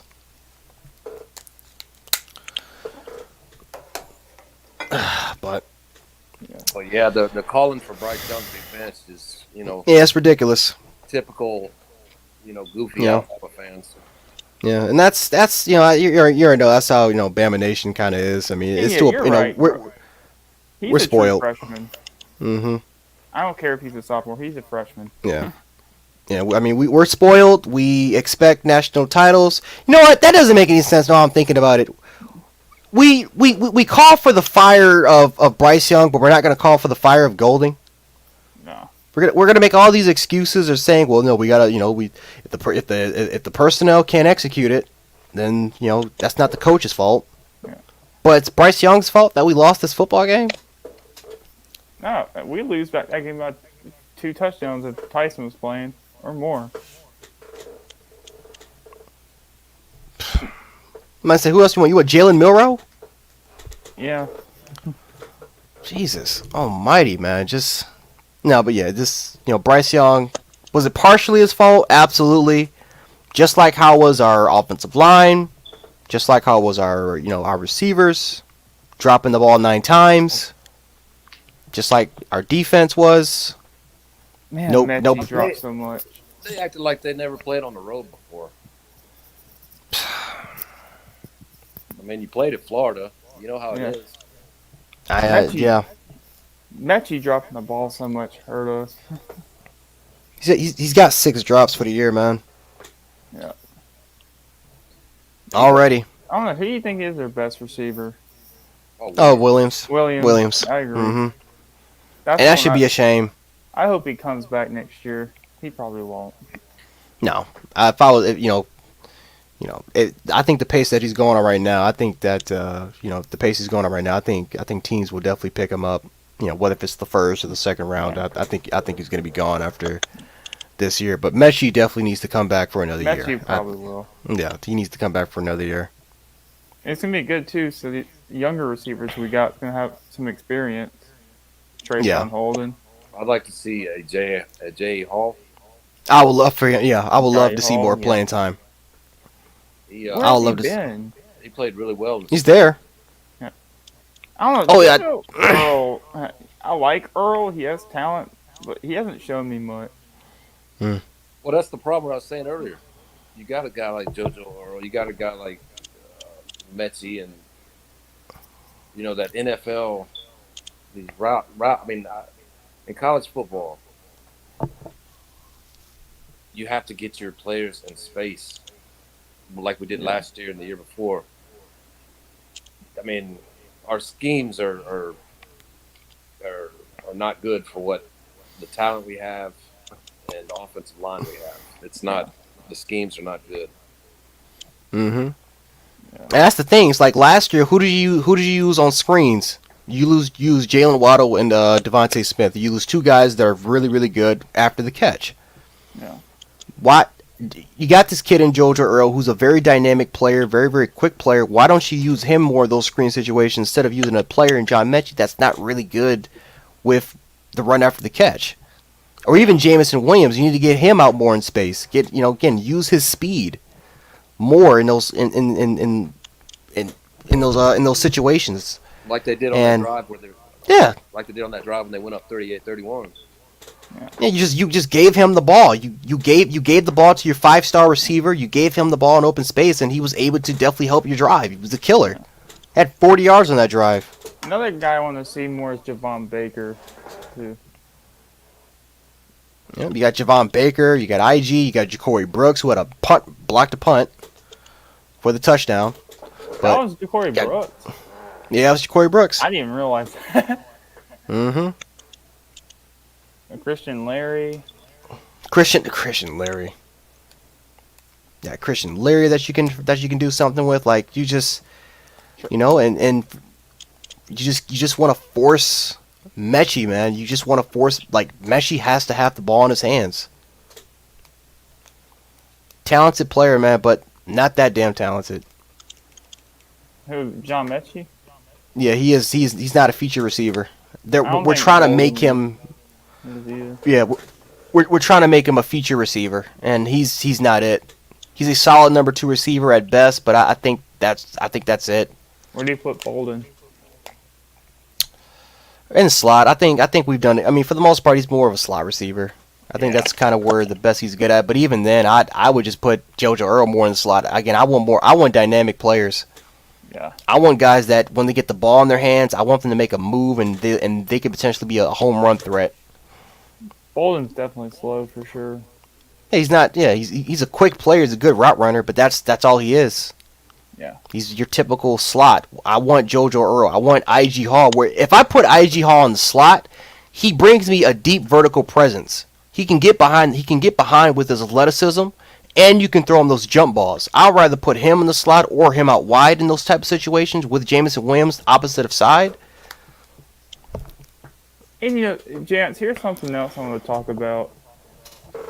Since we're talking about these wide receivers, right? Mm-hmm. And then you look at how well Bryce Young started off. And look how Tua and Mac did with the Devontae Smith, Judy, Ruggs, and all those guys. And Bryce Young still has a better start. You know what I mean? Yep. Ah, boy. See, I like Billingsley. He's probably my favorite tight end. Yeah, just he had a bad game. Yeah. He had some crucial drops, man. that you just don't really see. You don't. It's just very uncharacteristic, man. And I would have loved to see Cameron Latu more involved. I mean, we got the 2 tight end sets open. We had it actually open. Every time we ran 2 tight end sets, we were, whether if it's running up the seam, whether if it was a drag or just a simple curl, it was always open. We had either one of those tight ends were open. There was a couple of times where Bryce Young kind of overread it. I thought, definitely kind of thought too much about it. Maybe he was going with a particular read and just kind of missed it. But there were a couple plays where it was just there, and one of those plays where he did see it, he tried to hit to Cameron Latu, dropped it for a touchdown pass. Yep. And it's just stuff like that, man. It's just nothing went our way. Another thing that killed us is when we tried handing the ball off to Brian Robinson. He didn't even grab the ball. He just lets it hit his chest and just fumbles. Mm-hmm. Yeah, Robinson, he expected it to go low, and Bryce Young hit him really, really high in the chest. Yeah. And man, that Jason McClellan injury is gonna hurt us real bad.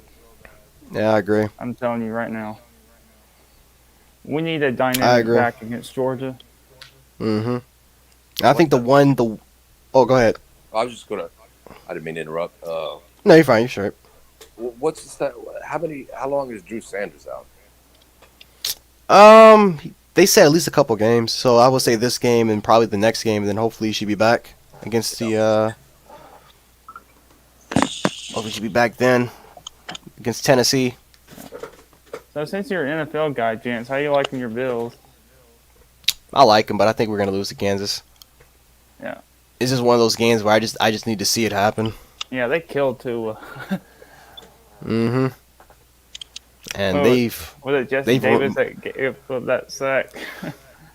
Miami has ruined Miami. They've ruined him. They've ruined that kid, man. They have handled that Tua situation poorly. You talk about watching them, how they do not run a system to highlight Tua's strengths, man. Boy, they just I've never seen the you go with one quarterback so you can try to have the other one gain experience, fine, and then you put Tua back in, you put Tua in, okay, that's cool, right? Get him some experience, play him early, see if you try to gain it, and then you bench him, and then you bring back Fitzpatrick, and then you bench him again for Tua, and then you kind of keep doing the same thing, and then you kind of blame Tua because he doesn't fit Chan Gailey's responsibility. Well, Chan Gailey has to prepare for Ryan Fitzpatrick, the person that fits the scheme, the person that you brought in Chan Gailey for Fitzpatrick. Yeah. So I don't know what's going on with that.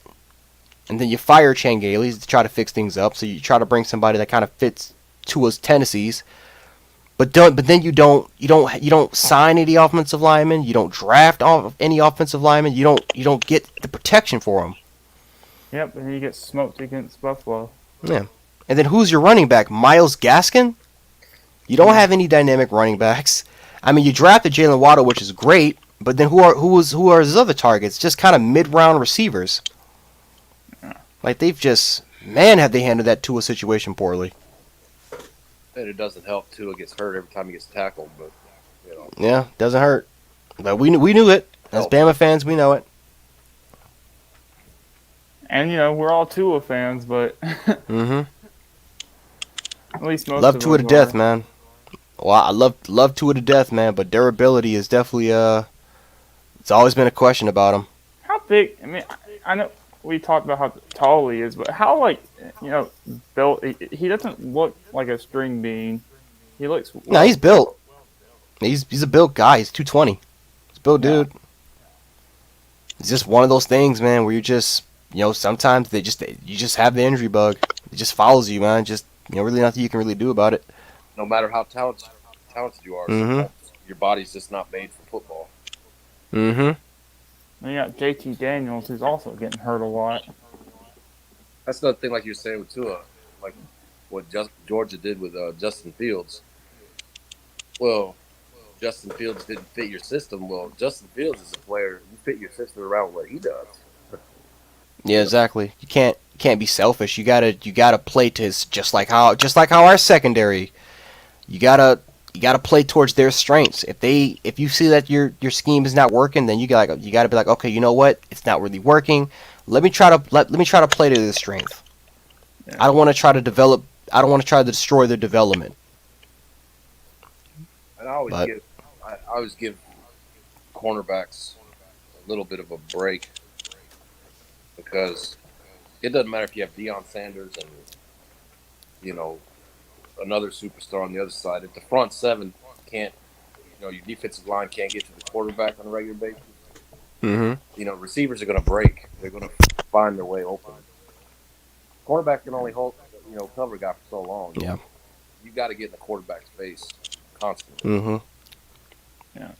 And I thought I was going to see that more of that, with Mathis, the way he played against Ole Miss. Not one hurry, not one hit. No, I mean, Just he was back nothing. Sitting there that all day. Nothing. All day to throw. We didn't see anything from LeBron Ray. We didn't see anything from Timothy Smith. We didn't see anything, and I've been saying about this from DJ Dale. DJ Dale's not it. He's a good player, but he's not a great player. But we didn't see anything from him. We didn't see anything from Byron Young, Justin Agbogbie. Our two best pass rushers were Will Anderson and Dallas Turner. Yep, agreed. Like I knew it in the Miami game. Christopher Allen coming on the other side, that tandem of Anderson and Chris Allen. I knew that was gonna hurt, but I didn't know it would make that much difference. Yeah, we definitely found out that it definitely makes a huge difference, man. And oh boy, I didn't think it was gonna hurt the team that much. I knew it was gonna hurt. I didn't know it was gonna hurt that much. Yeah, losing just to an unranked team. Yeah. We haven't lost to an unranked team in 14 years. That just does not sit well with me. Well, I mean, that's a pretty good streak. It can't last forever. Yeah. Yeah. And the thing is, I don't even know if A&M really should have fell out of the top 25, though. They really that bad.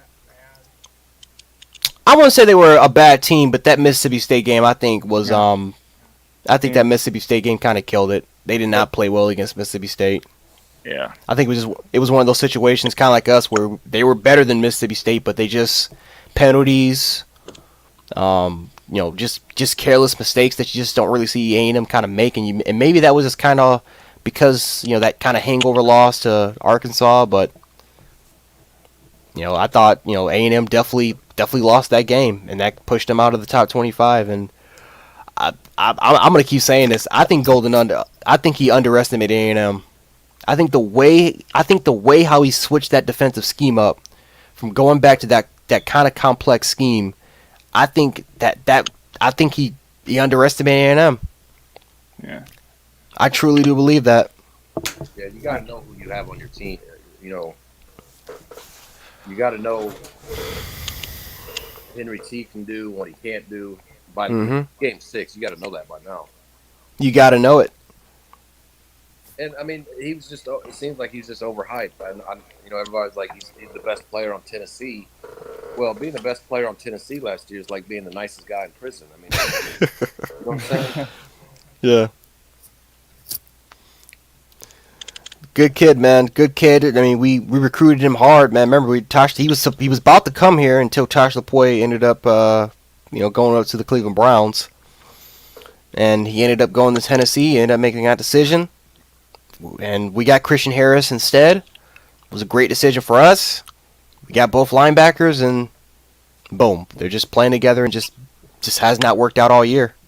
Yeah. Has not worked out all year, and I don't know if Jalen Moody needs to start. I don't know if we just need to go back to simplifying the defense, but at this point, man, we're mid in the season, and it's the same stuff that we've talked about since the beginning of the season, as just these huge issues of Henry overrunning his lane, not really taking on blockers, horrible form and tackling, not really knowing his assignment in pass coverage, always looking lost and confused on the defensive play snaps. Like when he's getting the call and he's calling out the defense, like notice how it takes him forever to just set the defense up. Like what? One thing I'm going to tell you, Bill O'Brien and Pete Golding were probably trying to one-up each other on who sucks worse. I mean, Jesus Christ. Oh man, it's embarrassing. Well, most people I agree. expect Alabama to lose to A&M. You know, That is true. That is true. Yeah. Every single video on YouTube picked Aggies to win the West. So I mean, they were probably a little too high off the Ole Miss game, and A&M was in a situation like, there's nothing to lose.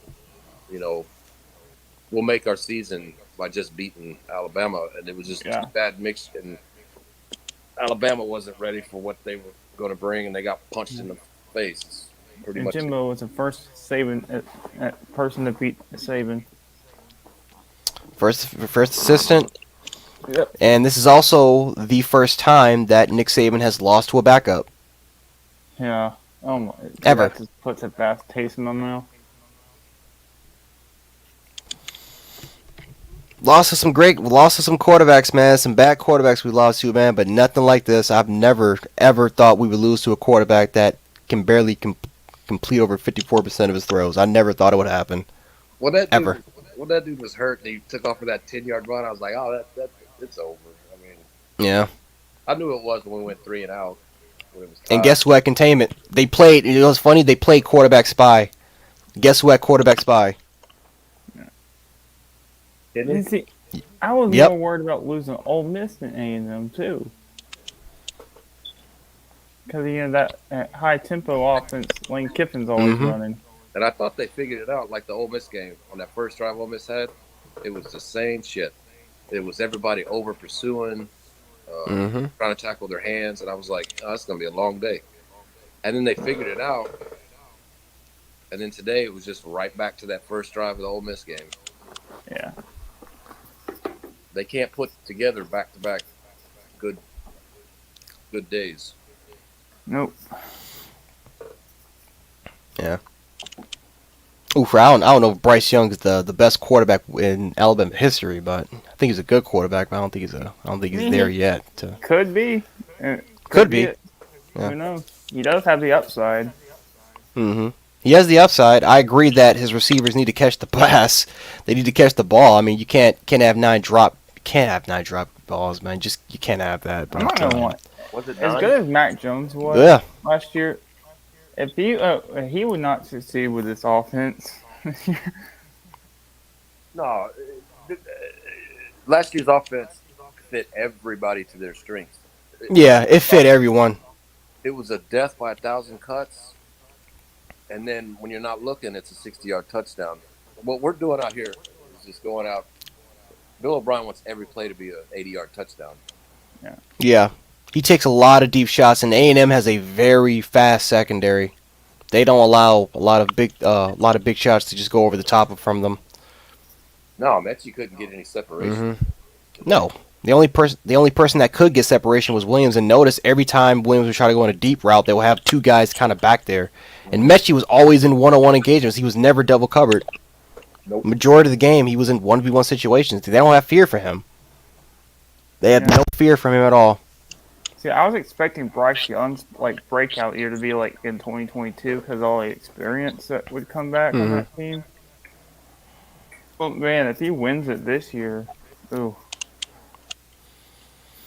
Well, in order for us to win it, this offensive line's got to play better.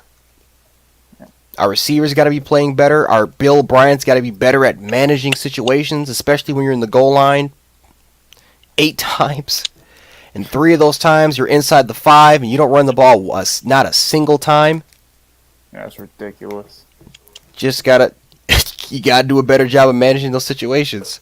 I mean, think about what Brian Robinson did late in that game. Getting 5-6 yards clip. I don't know. That's going to drive me nuts all week. That 1st and goal. Yeah. I swear. He got you there. Like a majority of those drives, especially late, he got you there. Like you would think, okay, let's try to set us up in better position here because that's the tired A&M defense. We clearly got the momentum, and what do? We don't give it to them one time inside the 5. We pass it. When they're playing, when they got six defenders drop back in coverage, and we're not running like 5 wide or anything like that. We're just simply running trips. Sometimes trips to the right. Sometimes we'll have 2 receivers on one side and we'll run max protection and boy. What's the deal with Trey Sanders? Is he not playing? I know Saban doesn't like to play running backs who can't pass protect until they, like Derrick Henry back in the day, his freshman year. I have no clue what's going on with Trey Sanders. I was asking kind of the same thing. I'm like, when are we going to see Trey Sanders? I heard, of course, Gary Danielson, the greatest, commentator of all time, talk about that, besides, Brian Robinson, they don't really have anybody else. I'm like, well, wait, don't we have Trey Sanders? And I don't know. Like Trey Sanders, I don't know if he's injured. I don't know if Nick Saban just doesn't have any confidence in him. But I know Kamar Wheaton is hurt. He'll be back. Oh, okay. Probably. Yeah. I know Kamar Wheaton is hurt, but I don't know. I don't know what's going on with their other running backs. Trey Sanders not injured, clearly. Yeah. Is he? Could he potentially still be recovering? Maybe because again he was in a horrible car accident. Yeah. So maybe he's still recovering, and maybe Nick Saban wants to kind of limit his carries there, but I don't know. Besides really Jace, I don't know. I don't really have that much faith in Rodell. I think could be a receiving back at best. Yeah. Yeah, Jace McClellan, man, he was just starting to get going too. Yeah, he was. And he just adds such a different dimension to the receiving game. You can just use him as a check down, and he was just so damn dynamic. Now you lose that for the season. Now you have to just simply rely on Brian Robinson as your guy. Yeah. That's just how it goes. What they did so well in the Ole Miss game is just high percentage completions, run the ball. I mean, they had 6-7 minute drives in that game. Mm-hmm. They chewed the clock. Yeah. Control the time of possession. And that helps your struggling defense, just like it did versus Ole Miss. I don't know if Bill O'Brien had something to prove today or what, but he stunk it up. They went. What's up? Oh no, go ahead. Oh, okay. No, they went towards that in the second half to kind of chew the possession up, chew it up, chew the clock, and then you get to the goal line and you don't run it. That is gonna kill me all night, man. You go back to that formula that you did against Ole Miss by simply just controlling time of possession, giving your defense rest, and then you're in the goal line and then you want to just throw it. Yeah, ridiculous. That's just poor management, and that's exactly that's what got Bill O'Brien fired. His management skills, his ability not to handle the situations. Honestly, I just want a new OC after this year. I don't like this Bill O'Brien experiment. Yeah. I want coaches that can put our players in the best positions, man. I want coaches to realize these are our strengths, these are our players' strengths, and these are what we're going to do to try to maximize, get the best out of our guys. Yeah. Not force players into a scheme. And let's not forget, this is the same idiot that traded DeAndre Hopkins to for a cup of coffee and a donut. Oh my goodness gracious! And also, traded for Larry Tunsil and traded 2 first-round picks for that. Now look how they turn out to be. Larry Tunsil is just playing horribly too for the Texans, so that's just boy. And the players did not like Bill O'Brien. No, they didn't. They didn't respect him. They had no respect at all for Bill O'Brien. Nope. That he tried to be too much of a player's coach. And then this old moron was yelling at Tom Brady, too. Yeah. Well, just be glad, because it was down to Adam Gase and Bill O'Brien. Just be glad you didn't get Adam Gase. Yeah. Yeah. At least that would have been a lot more worse. What was Adam Gase. Worse, having Tom Herman and Bill O'Brien? I'd rather just take Tom Herman. Really? I would have just took Tom Herman. Probably so, too. Mm-hmm. He's human garbage, but I'll take him. Oh. I didn't get to watch a lot of games today, except for the Bama game. What was Mississippi State off this week? Did they play today? I don't think they did play today. Let me check the schedule. Well, I'll tell you this too, just to tell you this. Texas lost to Oklahoma after choking a 21-point lead twice. Well, I saw that. And yeah. Game before I had to go. That game was crazy. Yeah. Yeah. At least we didn't end up like that. I'll say that. Because I don't know what I would do if we lost to A&M that fashion. The fact that they didn't challenge that fumble, man, that's crazy. That the Texas guy got his hand on the ball and Worthy. And they called it incomplete. Mm-hmm. Yeah, I'm not gonna be the one that blames the ref, but you know, one play call that pissed me off. You know that one catch that A&M receiver made where he had his first foot out of bounds and then it got reviewed and the call was just standed. It was at the end of the game. That one where our guys ran into each other? Yeah, like he was clearly out of bounds. He got his left foot in, I thought. Well, no, he didn't. He had his left foot lifting up when his right foot touched the out of bounds first. It's probably one of those deals. Yeah. Probably one of those deals where it wasn't enough evidence. Yeah. What pissed me off more was that on that same play, Will Anderson was held hard and he got thrown to the ground and he was trying to go to the ref and prove like, dude, I got held, and he got held literally 2 times in that drive and they didn't call it. They didn't really call a lot of holding calls. They just kind of let him play. They let him kind of just play there on the line of scrimmage, but Will Anderson got absolutely manhandled as far as just kind of holding calls and stuff like that. But yep. That was the Bama Ole Miss game last week. Mm-hmm. I don't know. Yeah, Will Anderson was a dog. Yep.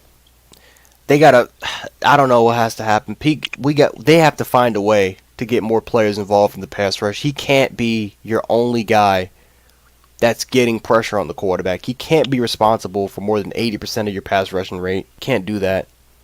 Y'all remember watching the Southern Miss game? Yep. Mm-hmm. Remember that tight end that kept getting all those yards? Wide open in the seam. I mean, there's another thing with the linebackers. We have a tight end problem. That's why you got to get pressure on the quarterback. Like if Washington, like let's say we get to the SC championship game, right? If Washington is healthy and Bowers on the other side, but they're running, I mean, that's gonna be a long day if they don't improve linebacking.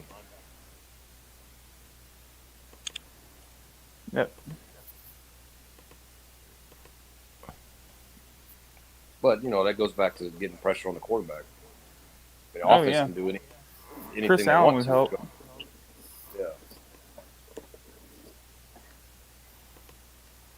But yeah, Georgia for sure is the best team in the country. There's no doubt about that. Mm-hmm. Oh yeah. Their only weakness right now is JT Daniels can't really stay healthy right now. That's it. Well, you saw in the first half of the Georgia game last year with Alabama, we didn't get the same thing with pressure. He kind of lit us up in the first half because we got no pressure. Second half, we got pressure. That was Stetson Bennett, but yeah.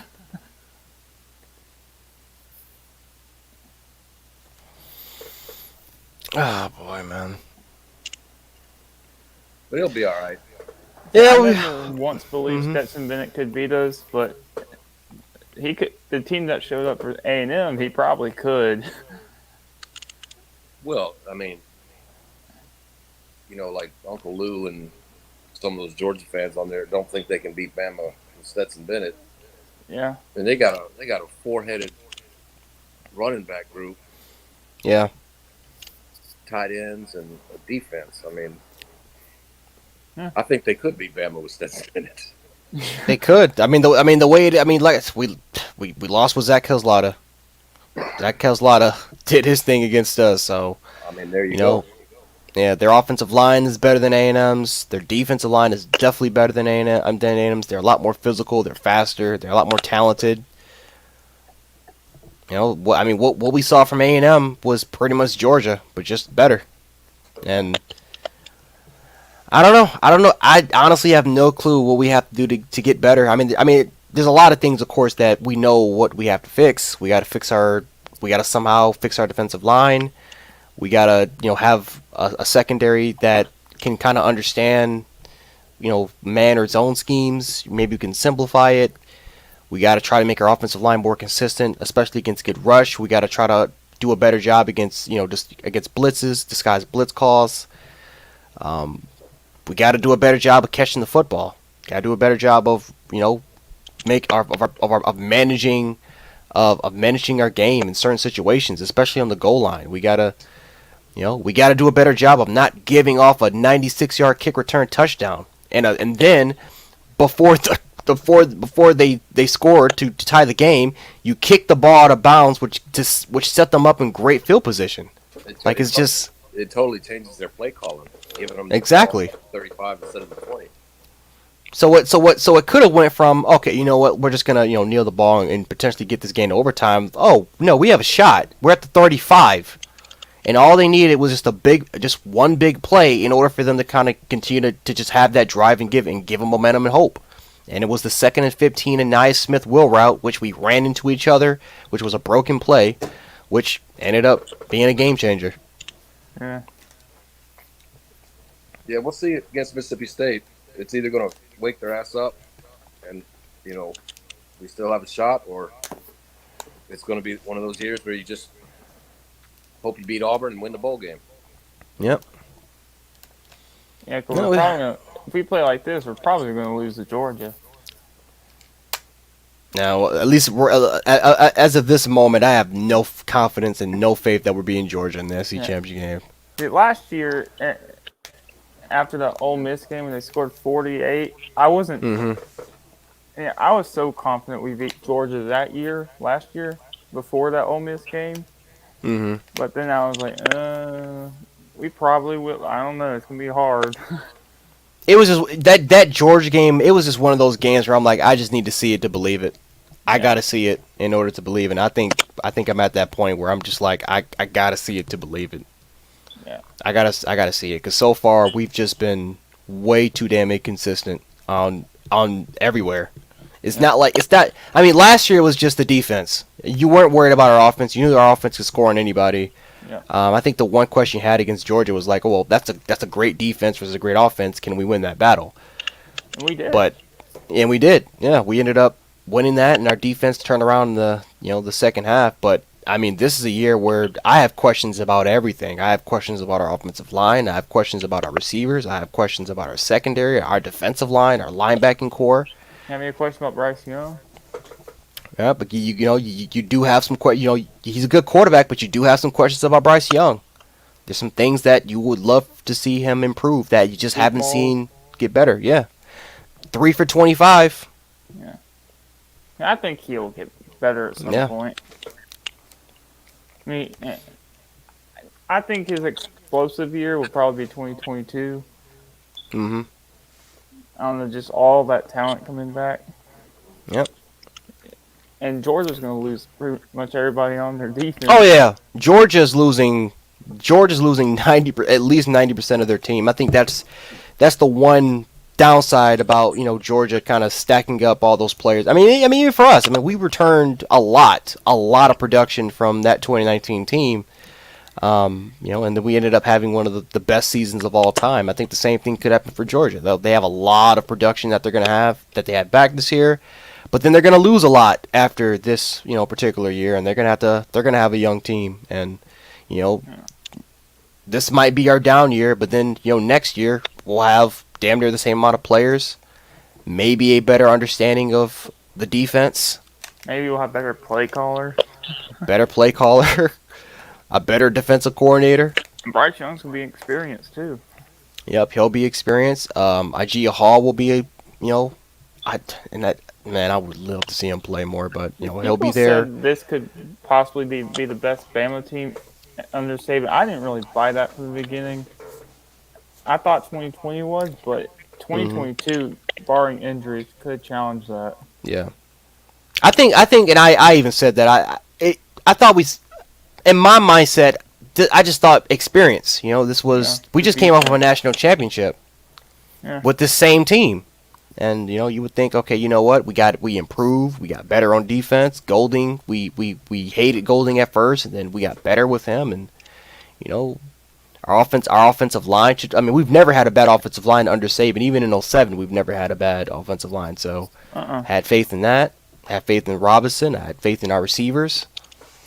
It was just one of those years where you just thought, hey, this could be it. And it's been so far just a young team. Yeah. That's missing something, man. Well, I'm not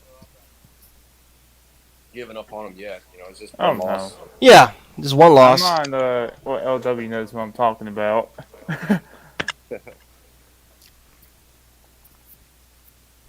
What's that? You know who I'm talking Ballard. Well, there is some Duds. some people do have a good point with some Alabama fans, but at the end of the day, just because you win a lot of games and championships doesn't mean you don't show up every Saturday and still want your team to win. Mm-hmm. Yeah. But it's not the end of the world. I remember watching Ole Miss beat Alabama 2 years in a row, thinking, well, we'll get to a nice bowl game, and then they. Yeah, they ended up winning the national title in 2015. Yeah. Aggie 2012. Yep. Ended up losing to Chad Kelly, who is went to my alma mater. That's the hardest thing to do in football, is to not lose one game. Yeah. That's hard. Mm-hmm. Yep. And they can get better, and if they don't, they don't. It is what it is. Mm-hmm. Yeah, I think as Bama fans, we also got to recognize too, is that these are kids. These are kids. These are guys. They're young. They're talented. They're playing in a very difficult conference. This is not the same team. I think we kind of gave this team way too huge expectations because of the amount of experience that we have returning back. But again, it's college football. It's hard. It's hard to win every game. And See, I had a lot of expectations for defense. I didn't really expect too much from the offense. Offense actually played a lot better than I thought they would. Yeah. At least starting off the season. Bryce Young with 21 touchdowns in 6 games. I was expecting that to be lower, but I thought the defense was going to carry the offense. Honestly. Yeah, me too. Yeah, that's what I was about to say. I was complete opposite. All the guys on defense returning. Mm-hmm. Yeah. I thought that we looking better. Yeah, it seems like they're exactly the same as last year. There was no bump in the improvement. Yeah. Here's a legit question I have. They're actually worse than last year. Yeah. Here's a question I have.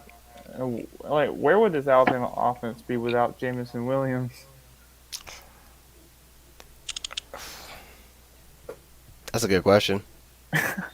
That's a very good question because he seems like our only big threat, vertical threat, big playmaker. I love guys like Trayshawn Holden, Javon Baker, but we don't use them much. No, we don't. And we got talent. We got players that can play.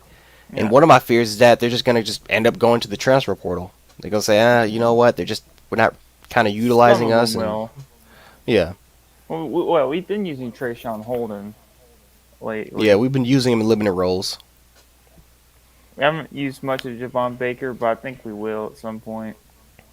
But that is kind of ridiculous, though, that you have all that kind of receiving talent, and you're only playing with three kind of just a three receiving set instead of just kind of utilizing talent and kind of spreading them all out and you keep trying really out throwing the John defense off. Mechie and it's Slade Bolden, while Javon Baker, Ajayi Hole, and Trace, all these other guys are like basically just twiddling toothpicks on the sidelines. Yeah, Ja'Cory Brooks is literally a special teams ace. Christian Leary's the fastest player on your team, and he's just sitting there. Like, he's just sitting there on the bench. Like, these are 5-star athletes that are just waiting for their turn. And you wonder, like, when are we gonna start seeing more dynamic play on the field? Yeah, it's annoying seeing those guys just twiddle toothpicks on the sidelines all. I mean, I've seen it. I mean, I'm probably a little bit older than you guys, but I mean, I remember. Oh, you are by far. I remember when we used to struggle against beating Southern Miss and Hawaii, and then a lot of times coming off a national championship, it's the want to, like 2009. Won the national championship. 2010, we brought back. I mean, everybody was back. Everybody, yeah. Mark Ingram, all these guys were back, and lost a couple games, and then what was it? The first playoff, when Ohio State won it. Yeah. There's a whole bunch of guys on there worried about their draft status that year. Yeah. Saban even came out and talked about it. So it's a focus thing too, Some players, they got their natty last year, and they're just believing all the hype, and maybe a kick in the teeth will get that focus back. You never know. Yeah, I mean, like I said, sometimes a loss like this, it will really wake you up. Like even the Florida game, like even though you got your teeth kicked in a little bit, you still won that game. So you're kind of feeling a little bit of that invincibility factor. You're part of an Alabama program that's always winning, but sometimes it takes really a loss from a team that you have no business losing to in order for you to kind of just wake up. No, absolutely no business. Like this is, if you were to tell me yesterday that A&M was going to win this football game, I'm like, really? How many points would they score? They'll score like 41 points. Absolutely not. No. Not to Zach. Maybe with Haynes King, not to Zach Hillslada. If you were to tell me that Zach Hillslada completed 68% of his throws, I would no. I wouldn't believe it. Yeah, I predicted a kind of a struggle game. I predicted a 38-24 Bama win. I was right about the 38, but obviously, it was pretty far off with that defense. Yeah, I could see the struggle because again, you're in another hostile environment, and obviously you're going to make some mistakes. It's not the easiest place to play. They're pretty. They're not. No, they're not that good. No, but they are kind of physical, especially defense. Yeah, they're very physical. They're a very physical football team. They're a good football team. Not a great football team, but they're a good football team. They're not staying unranked for that long. No. They're definitely gonna be ranked after this. They're gonna be ranked pretty high after this game. I bet they'll jump back. Wow, boy. Well, at least LSU lost. I'll say that. I'm so glad. At least they lost. I hate LSU. I do too. I respect them, but I hate them, man, with a passion, man. All that crap they talked about in 2019, I will never forget it. I wish that 2019 season never happened. Yeah, that was unfortunate. Here's the thing. That was super unfortunate. We just needed a couple things to go our way in that game. We beat that LSU team. Yep. Tua not fumbling the ball on the goal line situation. As a matter of fact, speaking of that, the A&M in this game, the LSU game and this game were very similar. They were very, very similar. Both, A&M had a big lead game going to the first, just like LSU. Turnover on the goal line. Comeback happened in the second half. But what happened late in the fourth quarter? Stupid mistakes. Yep. Stupid, careless mistakes happened, which ended up giving LSU the W, including their final scoring drive. Very similar. Kind of the same thing with Auburn. I'm not going to overreact. I still believe in this team that we can at least jump back and bounce. Oh no, we'll get there. Fix our I think that problems. this team will win the West. I'm not worried about it. I'm not worried about Tennessee or Mississippi State and stuff like that beating us there. And here's the thing. I'd rather play a Georgia that's 12-0 than a 11-1 Georgia team that's basically fighting for their lives for the playoffs. So with that said, you probably want Georgia to keep winning.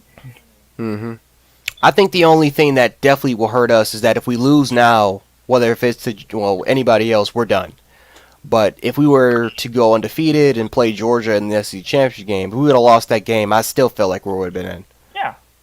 This is just one of those years where there's not a lot of highly ranked teams that you really could believe in, and so I definitely feel like Bama screwed his chances there. But I was just saying, Bama still has a chance. Georgia, it's Bama, Georgia, and everyone else. Yeah. Well, Ohio State's coming into the mix. Yeah, they're coming up. They had a great win against Maryland. Now that we got one loss, I hope we win out. I'd rather go into. Obviously, I'd rather be 12-0. That's silly to say. I'm glad we lost. I'm not, but if we go into the SEC championship game with one loss, that's where I want it to be settled. Either you beat Georgia and you get in, or you go play in a nice bowl, because I don't want to lose to Georgia twice. You play them once, and then you go back to the number 1 4 seed, and then you play Georgia again, and it's just you'll never hear the end of it, ever. Yeah, I just want to lay it out on the line, in the championship game. Yeah. But yeah, I think I'm gonna call it. It's 3:27 from where I'm at. All right, brother. Yeah, but I think I'm just gonna call it there, man. I appreciate you guys stopping by, man. I appreciate it, bro. You have a Twitter? Yeah, I do, man. I'll drop it in the link below the description. I'm gonna give you a list of names to subscribe. I'm gonna try to bring you around the community. Trust me, it's all worth it. I did, guys like BVD. And yeah, I'm gonna give you a bunch of channels to sub to and whatnot. All right, I'll see you, man. All right, Crimson Dog. Have a good night, brother. You too. All right. All right, thank you guys so much for stopping by the show, man. Really appreciate it. Really appreciate guys like definitely LV, Crimson Brave, Josh. Thank you guys so much for stopping by. We got around 20 people in the chat, so if you guys could definitely hit the like button, share, and subscribe. Really would appreciate it. Definitely helps out the channel. Tough night for the boys. Definitely tough night for us. I definitely am a little bit calm, so I'm glad I was able to have these conversations and I was able to talk. But I appreciate you guys stopping by. Jalen, Fred, Caleb, Lee. Let's see, we got Madass. Appreciate you guys for stopping by the chat. Very, very appreciate it. Of course, Crimson, Krez, Galetto, again, Jalen, OW. Thank you guys so much for stopping by the stream. Definitely really appreciate it. Tough loss. That's the best thing I can say, man. Just a very, very tough loss. We got to get better. We should have never lost to A&M. That's just the simple fact of the matter is. But I will give a lot of credit to them. They played their asses off. They absolutely deserve this win. And just good luck to them the rest of the season. But for us, again, there's just nothing else we can say. We got to get better. We can talk about firing Pete Golding and firing Bill O'Brien, but that's not happening now. It's most likely going to happen at the end of the season. We still got a long way to go. We got Mississippi State coming up next week, so we got to regroup. We got to refocus. Hopefully this loss, the worst case scenario is that it will just be a hard kick in the ass, and we'll get back and regroup. But as far as top 25 rankings, Georgia is the undisputed number 1 ranking team. They are number 1 ranked in the country, no question about it. There's no denying it. As far as number 2 goes, it's probably going to be Iowa. Iowa's probably going to be ranked number 2. Bama's probably going to be pushed maybe 7 or 8. But overall wise, I am very kind of excited to kind of see the rankings, where we kind of are, and hopefully this can just bolster our team. But yeah, anyway, guys, thank you guys so much for stopping by. I really appreciate it. And I will catch you guys in the next one. So this is Jan Sports, aka Jan716. I'll make sure that you guys definitely have a good night or day wherever you guys are. And I will catch you guys in the next one. Peace.